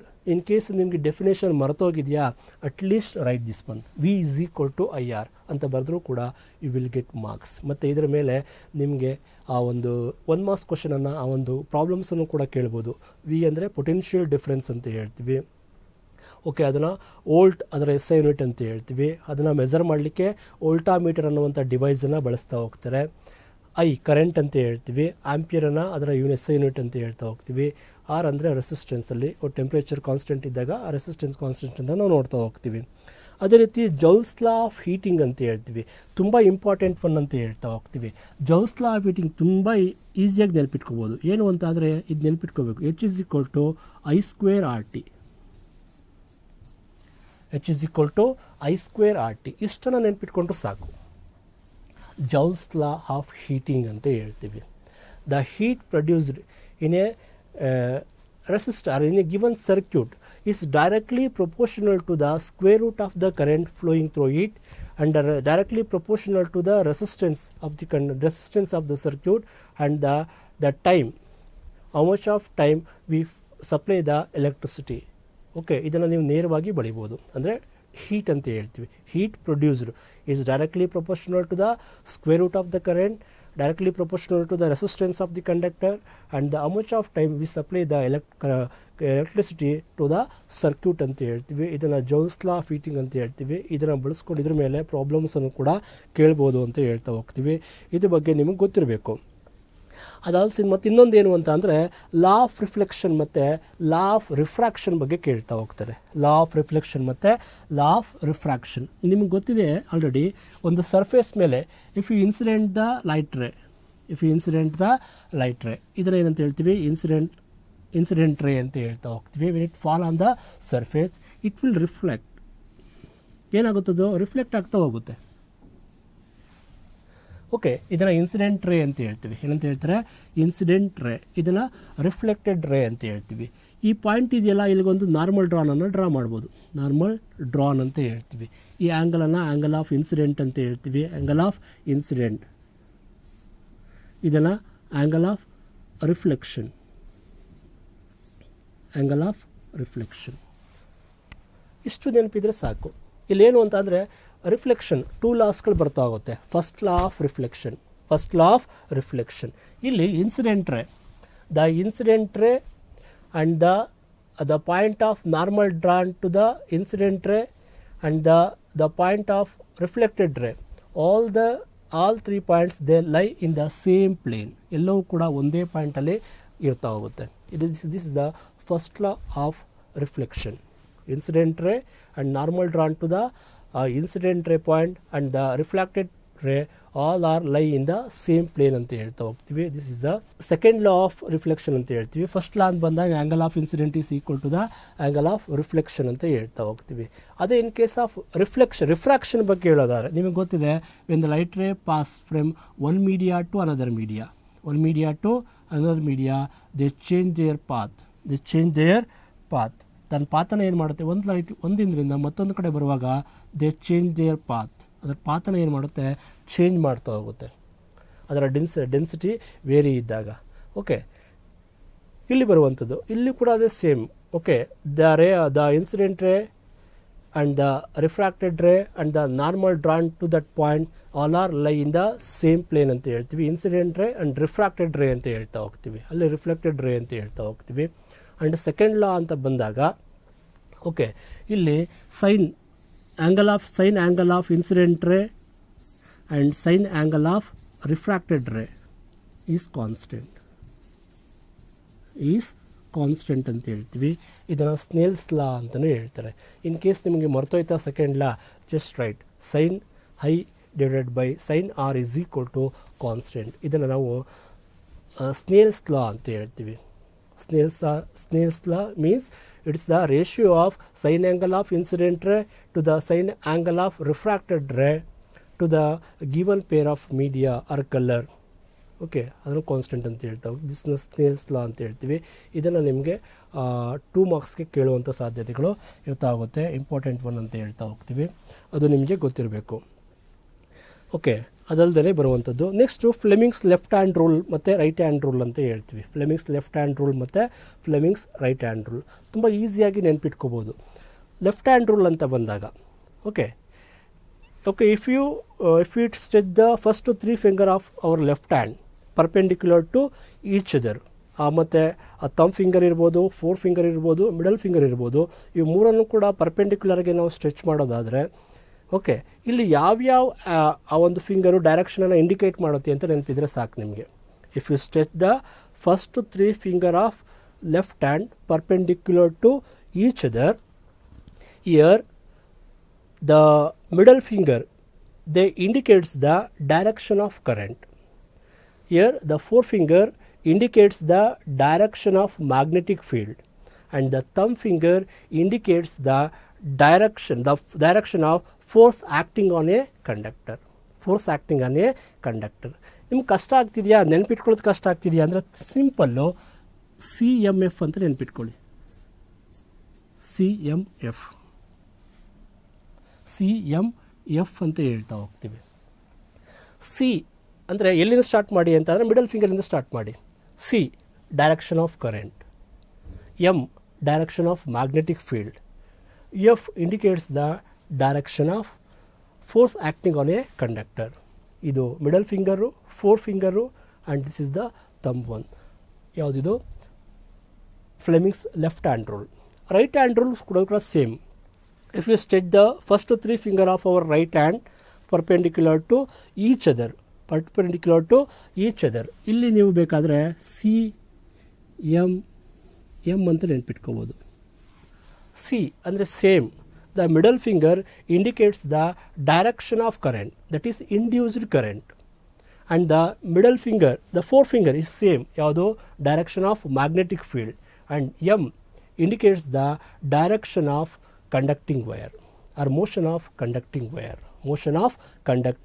Wire. Okay, ಇವನ್ನ ನೆನ್ಪಿಟ್ಕೊಳ್ಳೋದ್ರ ಮೂಲಕ CMF ಅಥವಾ CMM ಅಂತೇಳಿ ಇದಕ್ಕೆ ಈಸಿಯಾಗಿ ನೀವು ನೆನ್ಪಿಟ್ಕೋಬೋದು, ಎಕ್ಸಾಮಲ್ಲೂ ಕೂಡ ಬರಿಬೋದು ಅಂತ ಹೇಳ್ತಾ ಹೋಗ್ತೀವಿ. ಓಕೆ, ಅದೇ ರೀತಿ ಥಂಬ್ ರೂಲ್ ಬರ್ತಾ ಹೋಗುತ್ತೆ. ರೈಟ್ ಹ್ಯಾಂಡ್ ಥಂಬ್ ರೂಲ್ ಅಂತೇಳಿ ಫೋರ್ಸ್ ಆ್ಯಕ್ಟಿಂಗ್ ಬರುವಂಥದ್ದು ಕೂಡ ಇಂಪಾರ್ಟೆಂಟ್ ಅಂತ ಹೇಳ್ತಾ ಹೋಗ್ತೀವಿ. ಓಕೆ, ಇವು ಕೂಡ ಇಂಪಾರ್ಟೆಂಟ್ ಲಾಸ್ ಅಂತ ಹೇಳ್ತೀವಿ. ಇದ್ರ ಜೊತೆಗೆ law of conservation of mass, ಅದು ಕೂಡ ನಿಮಗೆ ಇಂಪಾರ್ಟೆಂಟ್ ಅಂತ ಹೇಳ್ತೀವಿ. Means mass can neither be created, mass can not be destroyed ಅಂತ ಹೇಳ್ತಾ ಹೋಗ್ತೀವಿ. ಅದೇ ರೀತಿ ಕೆಲವೊಂದು ಲಾಸ್ಗಳಲ್ಲಿ ಬಂದಾಗ ಡೊಬರೈನ್ಸ್ ಲಾ ಬರ್ತಾ ಹೋಗುತ್ತೆ. ಡೊಬರೈನ್ಸ್ ಲಾ ಆಫ್ ಟ್ರಯಾಡ್ಸ್ ಅಂತ ಹೇಳ್ತೀವಿ. ನಿಮಗೆ ಗೊತ್ತಿದೆ 3 ಗ್ರೂಪ್ ಎಲಿಮೆಂಟ್ ಅಂತ ಹೇಳ್ತೀವಿ. ಅದು ತುಂಬ ಇಂಪಾರ್ಟೆಂಟ್ ಅಂತ ಹೇಳ್ತಾ ಹೋಗ್ತೀವಿ. ಅಂತ ಅಂದರೆ the mass of the first element and the mass of the third element, the average mass of the first and third element is approximately equal to the mass of the middle element ಅಂತ ಹೇಳ್ತೀವಿ. ಅಂದರೆ if you arrange the 3 elements in the increasing order of their atomic mass, 3 ಎಲಿಮೆಂಟನ್ನು increasing ಆರ್ಡರ್ಲಿ ಬರೆದಾಗ mass of the first element and average mass of the first and third element is approximately equal to the average mass ಅಂತ ಹೇಳ್ತಾ ಹೋಗ್ತೀವಿ of the middle element ಅಂತ ಹೇಳ್ತೀವಿ. Law of ಟ್ರಯಾಡ್ಸಲ್ಲಿ ಬಂದಾಗ ನೆನಪಿರಬೇಕು. ಅದೇ ರೀತಿ ಇನ್ನೊಂದು ನ್ಯೂಲ್ಯಾಂಡ್ಸ್ ಲಾ ಅಂತ ಬರ್ತಾ ಆಗುತ್ತೆ. If you arrange the elements increasing order of their atomic mass, the 8th element property is similar to the first element ಅಂತ ಹೇಳ್ತೀವಿ. ಅದನ್ನು law of octaves, octa means 8 ಅಂತ ಹೇಳ್ತೀವಿ, ಅದು ಇಂಪಾರ್ಟೆಂಟು. ಅದೇ ರೀತಿ ಮಾಡರ್ನ್ ಪೀರಿಯಾಡಿಕ್ ಲಾ ಅಂತ ಹೇಳ್ತೀವಿ. The physical properties and chemical properties of a elements is periodic functions of their atomic mass ಅಂತ ಹೇಳ್ತೀವಿ. ಅಟೋಮಿಕ್ ನಂಬರ್ ಅಂತ ಬಂದರೆ ಅದನ್ನು ಮಾಡರ್ನ್ ಪೀರಿಯಾಡಿಕ್ ಲಾ ಅಂತ ಹೇಳ್ತೀವಿ. ಮಾಡರ್ನ್ ಪೀರಿಯಾಡಿಕ್ ಲಾ ಬಂದಾಗ ಮೆರಿಟ್ಸು ಮತ್ತು ಡಿಮೆರಿಟ್ಸು ತುಂಬ ಇಂಪಾರ್ಟೆಂಟು. ಅದೇ ರೀತಿ ಮೆಂಡಲೀವ್ಸಲ್ಲಿ ಬಂದಾಗ ಅಲ್ಲೂ ಕೂಡ ಮೆರಿಟ್ಸ್ ಮತ್ತು ಡಿಮೆರಿಟ್ಸು ಡೈರೆಕ್ಟಾಗಿ ಟೆಕ್ಸ್ಟ್ ಬುಕ್ಕಲ್ಲೂ ಕೂಡ ಇದೆ, ನಿಮ್ಮ ಪಾಸಿಂಗ್ ಪ್ಯಾಕೇಜಲ್ಲೂ ಕೂಡ ಇದೆ. ಅವು ಕೂಡ ತುಂಬ ಇಂಪಾರ್ಟೆಂಟ್ ಅಂತ ಹೇಳ್ತಾ ಹೋಗ್ತೀವಿ. ಮತ್ತು ಅಲ್ಲಿ ಕೆಲವೊಂದು ಪ್ರಾಪರ್ಟೀಸಲ್ಲಿ ಕೊಟ್ಟಿದ್ದಾರೆ, ಯಾವುದು ಅಯನೈಸೇಷನ್ ಎನರ್ಜಿ, ಮತ್ತು ಅಲ್ಲಿ ಕೆಲವೊಂದು ಪ್ರಾಪರ್ಟೀಸಲ್ಲಿ atomic size, ionisation energy, metallic nature, electro negativity, electro positivity, ಅವಿಟೀಸ್ varies in the modern periodic law ಅಂತ. ಅದು ಹೇಗೆ ನೆನ್ಪಿಟ್ಕೊಳ್ಳೋದು, ಅವಿಟೀಸ್ varies according along the period along the group ಅಂತ. ನಿಮಗೆ ತುಂಬ ಕನ್ಫ್ಯೂಸ್ ಆದರೆ ಎರಡನ್ನು ಮಾತ್ರ ನೆನ್ಪಿಟ್ಕೊಳ್ಳಿ. ಯಾವುದು ಅಂತ ಅಂದರೆ, ಒಂದು ionisation energy, ionisation energy and electro negativity ಎರಡೂ ಕೂಡ ಇಯರ್ along the period it increases, along the group decreases.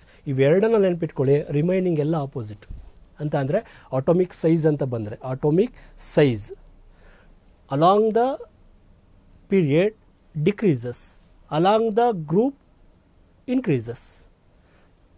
Ionisation energy along the period increases, along the group decreases. ಅದಕ್ಕೆ ರೀಸನನ್ನು ಕೂಡ ಕೇಳ್ತಾರೆ, why the atomic size decreases along the period ಅಂತ. ಅಂದರೆ more electrons were added, electron pull ಬರ್ತಾ ಹೋಗುತ್ತೆ ಆ ಫೋರ್ಸಸ್ಗಳು. And as we go down from top to bottom more cells will added ಅಂತ ಹೇಳ್ತಾ ಹೋಗ್ತೀವಿ. ಇನ್ ಕೇಸ್ ಆಫ್ ಆಟೋಮಿಕ್ ಸೈಜಲ್ಲಿ ಬಂದಾಗ ಇವೆರಡನ್ನು ನೆನಪಿಟ್ಕೊಂಡ್ರೆ ನೀವು ಈಸಿಯಾಗಿ ಬರಿಬೋದು.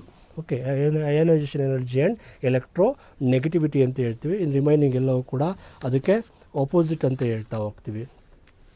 ಓಕೆ, ಇದಷ್ಟೇ ಜೊತೆಗೆ ಇಂಪಾರ್ಟೆಂಟ್ ಫಾರ್ಮುಲಾಸ್ಗಳು ಕೇಳ್ತಾ ಹೋಗ್ತಾರೆ ನಿಮಗೆ. ಇಂಪಾರ್ಟೆಂಟ್ ಫಾರ್ಮುಲಾಸ್ ಅಂತ ಹೇಳ್ತಾ ಹೋಗ್ತೀವಿ. ನಿಮಗೆ ಫಾರ್ಮುಲಾಸ್ಗಳು ಬರುವಂಥದ್ದು ಎರಡೇ ಲೆಸನಲ್ಲಿ. ಯಾವುದು ಅಂದರೆ ಲೈಟ್ ಲೆಸನ್ನು, ಮತ್ತು ಇನ್ನೊಂದು ಯಾವುದು ಅಂತ ಅಂದರೆ ಎಲೆಕ್ಟ್ರಿಕ್ ಕರೆಂಟ್ ಅಂತ ಹೇಳ್ತೀವಿ. ಎಲೆಕ್ಟ್ರಿಕ್ ಕರೆಂಟ್ ಅಟ್ಲೀಸ್ಟ್ ಫಾರ್ಮುಲಾನ ನೆನ್ಪಿಟ್ಕೊಳ್ಳಿ. ನಿಮಗೆ ಪ್ರಾಬ್ಲಮ್ ಸಾಲ್ವ್ ಮಾಡಲಿಕ್ಕಾಗಿಲ್ಲ ಅಂದರೆ at least write formula. Okay, you will get half or 1 marks, ಅರ್ಧ ಮಾರ್ಕ್ಸ್ ಅಥವಾ 1 ಮಾರ್ಕ್ಸ್ ನಿಮಗೆ ಸಿಗ್ಬೋದು. ಓಕೆ, ನೆಕ್ಸ್ಟ್ ಒನ್ ಇಂಪಾರ್ಟೆಂಟ್ ಫಾರ್ಮುಲಾಸ್ಗಳನ್ನು ಕೇಳ್ಬೋದು. ಇಂಪಾರ್ಟೆಂಟ್ ಫಾರ್ಮುಲಾಸಲ್ಲಿ ಬಂದಾಗ ಲೈಟ್ ಲೆಸನಲ್ಲಿ ಮತ್ತು ಎಲೆಕ್ಟ್ರಿಸಿಟಿ ಲೆಸನಲ್ಲಿ ನಿಮಗೆ ಇಂಪಾರ್ಟೆಂಟ್ ಫಾರ್ಮುಲಾಸ್ಗಳನ್ನು ಕೇಳ್ತಾರೆ. ಲೈಟ್ ಲೆಸನಲ್ಲಿ ಮಿರರ್ ಫಾರ್ಮುಲಾ ಕೇಳ್ಬೋದು. ಏನು ಅಂತಂದರೆ 1/v + 1/u = 1/f ಅಂತ ಹೇಳ್ತಾ ಹೋಗ್ತೀವಿ, ಮಿರರ್ ಫಾರ್ಮುಲಾ. ಅದೇ ರೀತಿ 1/v - 1/u = 1/f ಅಂತ ಹೇಳ್ತೀವಿ. It is the lens formula ಅಂತ ಹೇಳ್ತೀವಿ. ಇವುಗಳ ಮೇಲೆ ನಿಮಗೆ ಪ್ರಾಬ್ಲಮನ್ನು ಕೇಳ್ಬೋದು ಅಂತ ಹೇಳ್ತಾ ಹೋಗ್ತೀವಿ. ಮತ್ತು ಫೋಕಲ್ ಲೆಂತ್ ಬಂದಾಗ ಎರಡಕ್ಕೂ ಕೂಡ ಸೇಮ್ ಬರ್ತಾ ಹೋಗುತ್ತೆ. ಫೋಕಲ್ ಲೆಂತ್ ಏನಂತ ಹೇಳ್ತಾ ಹೋಗ್ತೀವಿ, f = r/2. ಓಕೆ, ಇದನ್ನು ಯೂಸ್ ಮಾಡಿಕೊಂಡು ಫೋಕಲ್ ಲೆಂತನ್ನು ಏನು ಮಾಡ್ಬೋದು, ಫೈಂಡ್ ಔಟ್ ಮಾಡ್ಬೋದು ಅಂತ ಹೇಳ್ತಾ ಹೋಗ್ತೀವಿ. ಇನ್ನು ಮ್ಯಾಗ್ನಿಫಿಕೇಷನ್ ಅಂತ ಬಂದಾಗ ಇದಕ್ಕೆ ಓಕೆ ಮ್ಯಾಗ್ನಿಫಿಕೇಷನ್ ಅಂತ ಹೇಳ್ತಾ ಹೋಗ್ತೀವಿ. m = ಇಲ್ಲಿ 1/v ಅಂದರೆ ಇಮೇಜ್ ಡಿಸ್ಟೆನ್ಸ್ ಮತ್ತು ಆಬ್ಜೆಕ್ಟ್ ಡಿಸ್ಟೆನ್ಸ್ ಅಂತ ಹೇಳ್ತೀವಿ. It's always height of the image divided by height of the object. ಇಲ್ಲಿ -v/u ಬರ್ತಾ ಹೋಗುತ್ತೆ. ಇಲ್ಲಿ ಬಂದಾಗ ಇದಕ್ಕೆ ಪಾಸಿಟಿವ್ ಬರ್ತಾ ಆಗುತ್ತೆ. Means magnification = height of the image divided by height of the object = v/u ಅಂತ ಹೇಳ್ತಾ ಹೋಗ್ತೀವಿ. ಈ ಫಾರ್ಮುಲಾಸ್ಗಳನ್ನು ಬಳಸ್ಬೋದು. ಮತ್ತು ಒನ್ ಮೋರ್ ಫಾರ್ಮುಲಾ ನಿಮಗೆ ಪವರ್ ಆಫ್ ದಿ ಲೆನ್ಸಲ್ಲಿ ಕೇಳ್ಬೋದು. f = power of the lens is always reciprocal to its focal length ಅಂತ ಹೇಳ್ತಾ ಹೋಗ್ತೀವಿ. ಇದರ ಮೇಲೆ ಕೇಳ್ಬೋದು ಅಂತ ಹೇಳ್ತಾ ಹೋಗ್ತೀವಿ. ಮತ್ತು ಪವರ್ ಆಫ್ ದಿ ಲೆನ್ಸ್ ಅದರ ಒಂದು SI ಯೂನಿಟ್ ಬಂದು ಡಯಾಪ್ಟ್ರೆ ಅಂತ ಹೇಳ್ತೀವಿ. ಓಕೆ, ಅದು ನಿಮಗೆ ಗೊತ್ತಿರ್ಬೋದು. ಅದರ ವ್ಯಾಲ್ಯೂಸ್ಗಳು ನಿಮಗೆ ಕೇಳ್ತಾ ಹೋಗ್ತಾರೆ. Always it is negative for concave lens and positive for convex lens ಅಂತ ಹೇಳ್ತಾ ಹೋಗ್ತೀವಿ. ಇದರ ಮೇಲೆ ನಿಮಗೆ ಪ್ರಾಬ್ಲಮ್ಸನ್ನು ಕೇಳ್ಬೋದು. ಅದೇ ರೀತಿ ಯಾವುದರಲ್ಲಿ ಎಲೆಕ್ಟ್ರಿಸಿಟಿ ಲೆಸನಲ್ಲೂ ಕೂಡ ಇದೆ. ಯಾವುದು ಓಮ್ಸ್ ಲಾ ಅಂತ ಹೇಳಿ ಆಲ್ರೆಡಿ v = IR. ಇದ್ರ ಬಗ್ಗೆ ನಿಮಗೆ ಗೊತ್ತಿರಬೇಕು. ಮತ್ತು ಸೀರೀಸಲ್ಲಿದ್ದಾಗ in case R1 R2 R3 ಅಂತ ಹೇಳ್ತಾ ಹೋಗ್ತೀವಿ. ಇದರ ಮೇಲೆ ನಿಮಗೆ ಪ್ರಾಬ್ಲಮ್ಸನ್ನು ಕೇಳ್ಬೋದು. In case of the resistors are in parallel 1/R1 + 1/R2 + 1/R3 ಅಂತ ಹೇಳ್ತಾ ಹೋಗ್ತೀವಿ. ಇದರ ಮೇಲೆ ಪ್ರಾಬ್ಲಮ್ಸನ್ನು ನಿಮಗೆ ಕೇಳ್ಬೋದು. ಅದಲ್ಲದೆ ಇನ್ನೊಂದು ಬರ್ತಾ ಹೋಗುತ್ತೆ ನಿಮಗೆ P = W/T ಅಂತ ಹೇಳ್ತಾ ಹೋಗ್ತೀವಿ, W/T. ಅದೇ ರೀತಿ I = Q/T. ಇದರ ಮೇಲೆ ನಿಮಗೆ ಪ್ರಾಬ್ಲಮ್ಸನ್ನು ಕೇಳ್ಬೋದು. ಮತ್ತು ಇನ್ನೊಂದು P = I²RT ಅಂತ ಹೇಳ್ತೀವಿ. I²R ಇದು ಕಾಮನ್ ಆಗಿ ಆ ಲೆಸನಲ್ಲಿ ಬರುವಂಥ ಪ್ರಾಬ್ಲಮ್ಸ್ಗಳು. ಈ ಫಾರ್ಮುಲಾಸ್ಗಳ ಮೇಲೆ ಪ್ರಾಬ್ಲಮ್ಸನ್ನು ಕೇಳ್ತಾರೆ. ಅಟ್ಲೀಸ್ಟ್ ನೀವು ಫಾರ್ಮುಲಾಸನ್ನು ಬರೆದ್ರೆ ಓಕೆ ನಿಮ್ಗೆ ಅಟ್ಲೀಸ್ಟ್ 1 ಮಾರ್ಕ್ಸ್ ಕೂಡ 1 ಮಾರ್ಕ್ಸ್ ಸಿಗುವ ಸಾಧ್ಯತೆಗಳು ಇರ್ತಾಗುತ್ತೆ ಅಂತ ಹೇಳ್ತೀವಿ. ಮತ್ತು ಇದರ ಜೊತೆಗೆ ಡಾಟ್ ಸ್ಟ್ರಕ್ಚರ್ಸ್ ಕೂಡ ಇಂಪಾರ್ಟೆಂಟು. ಸ್ಟ್ರಕ್ಚರಲ್ ಫಾರ್ಮುಲಾ ಮತ್ತು ಮಾಲಿಕ್ಯುಲರ್ ಫಾರ್ಮುಲಾ ಆಲ್ರೆಡಿ ಲಾಸ್ಟ್ ಸೆಷನಲ್ಲಿ ನೀವು ನೋಡಿದ್ದೀರಾ, ಅವು ಕೂಡ ಇಂಪಾರ್ಟೆಂಟು, ರಿಮೈನಿಂಗ್ ಬರುವಂಥದ್ದು. ಜೊತೆಗೆ ಡಯಾಗ್ರಾಮ್ಸ್ಗಳು ಆಲ್ರೆಡಿ ನೀವು ಲಾಸ್ಟ್ ಸೆಷನಲ್ಲಿ ಟೀಚರ್ಸ್ ಎಲ್ಲವೂ ಕೂಡ ಎಕ್ಸ್ಪ್ಲೈನ್ ಮಾಡಿದ್ದಾರೆ ಅಂತ ಹೇಳ್ತೀವಿ. ಅದ್ರ ಬದಲು ಚೆನ್ನಾಗಿ ನೋಡ್ಕೊಳ್ತಾ ಹೋಗಿ. And more importance and diagram based ಕ್ವಶನನ್ನು ಕೆಲವೊಂದು ಸಲ ಕೇಳ್ತಾ ಹೋಗ್ತಾರೆ. ನಿಮ್ಮ ಮಕ್ಕಳ ಇಷ್ಟನ್ನು ನೀವು ಪ್ರಾಕ್ಟೀಸ್ ಮಾಡೋದೇ ಆದರೆ at least you will get 40 marks out of 80ಯಲ್ಲಿ ಅಟ್ಲೀಸ್ಟ್ 40 ಏನಾದರೂ ನೀವೇನು ಮಾಡ್ತೀರಾ ಸ್ಕೋರ್ ಮಾಡ್ಬೋದು. ಕೆಲವೊಂದಷ್ಟೇ ಲೆಸನನ್ನು ನಿಮ್ಗೆ ಹೇಳಿದ್ದೀನಿ, ರಿಮೈನಿಂಗ್ ಲೆಸನ್ಸನ್ನು ನೀವು ಬೇರೆ ಸೆಷನಲ್ಲಿ ನೀವು ನೋಡ್ತಾ ಹೋಗ್ತೀರಾ. ಓಕೆ, ಆಲ್ ದ ಬೆಸ್ಟ್ ಹೇಳ್ತಾ ಥ್ಯಾಂಕ್ ಯು ಫಾರ್ ಆಲ್.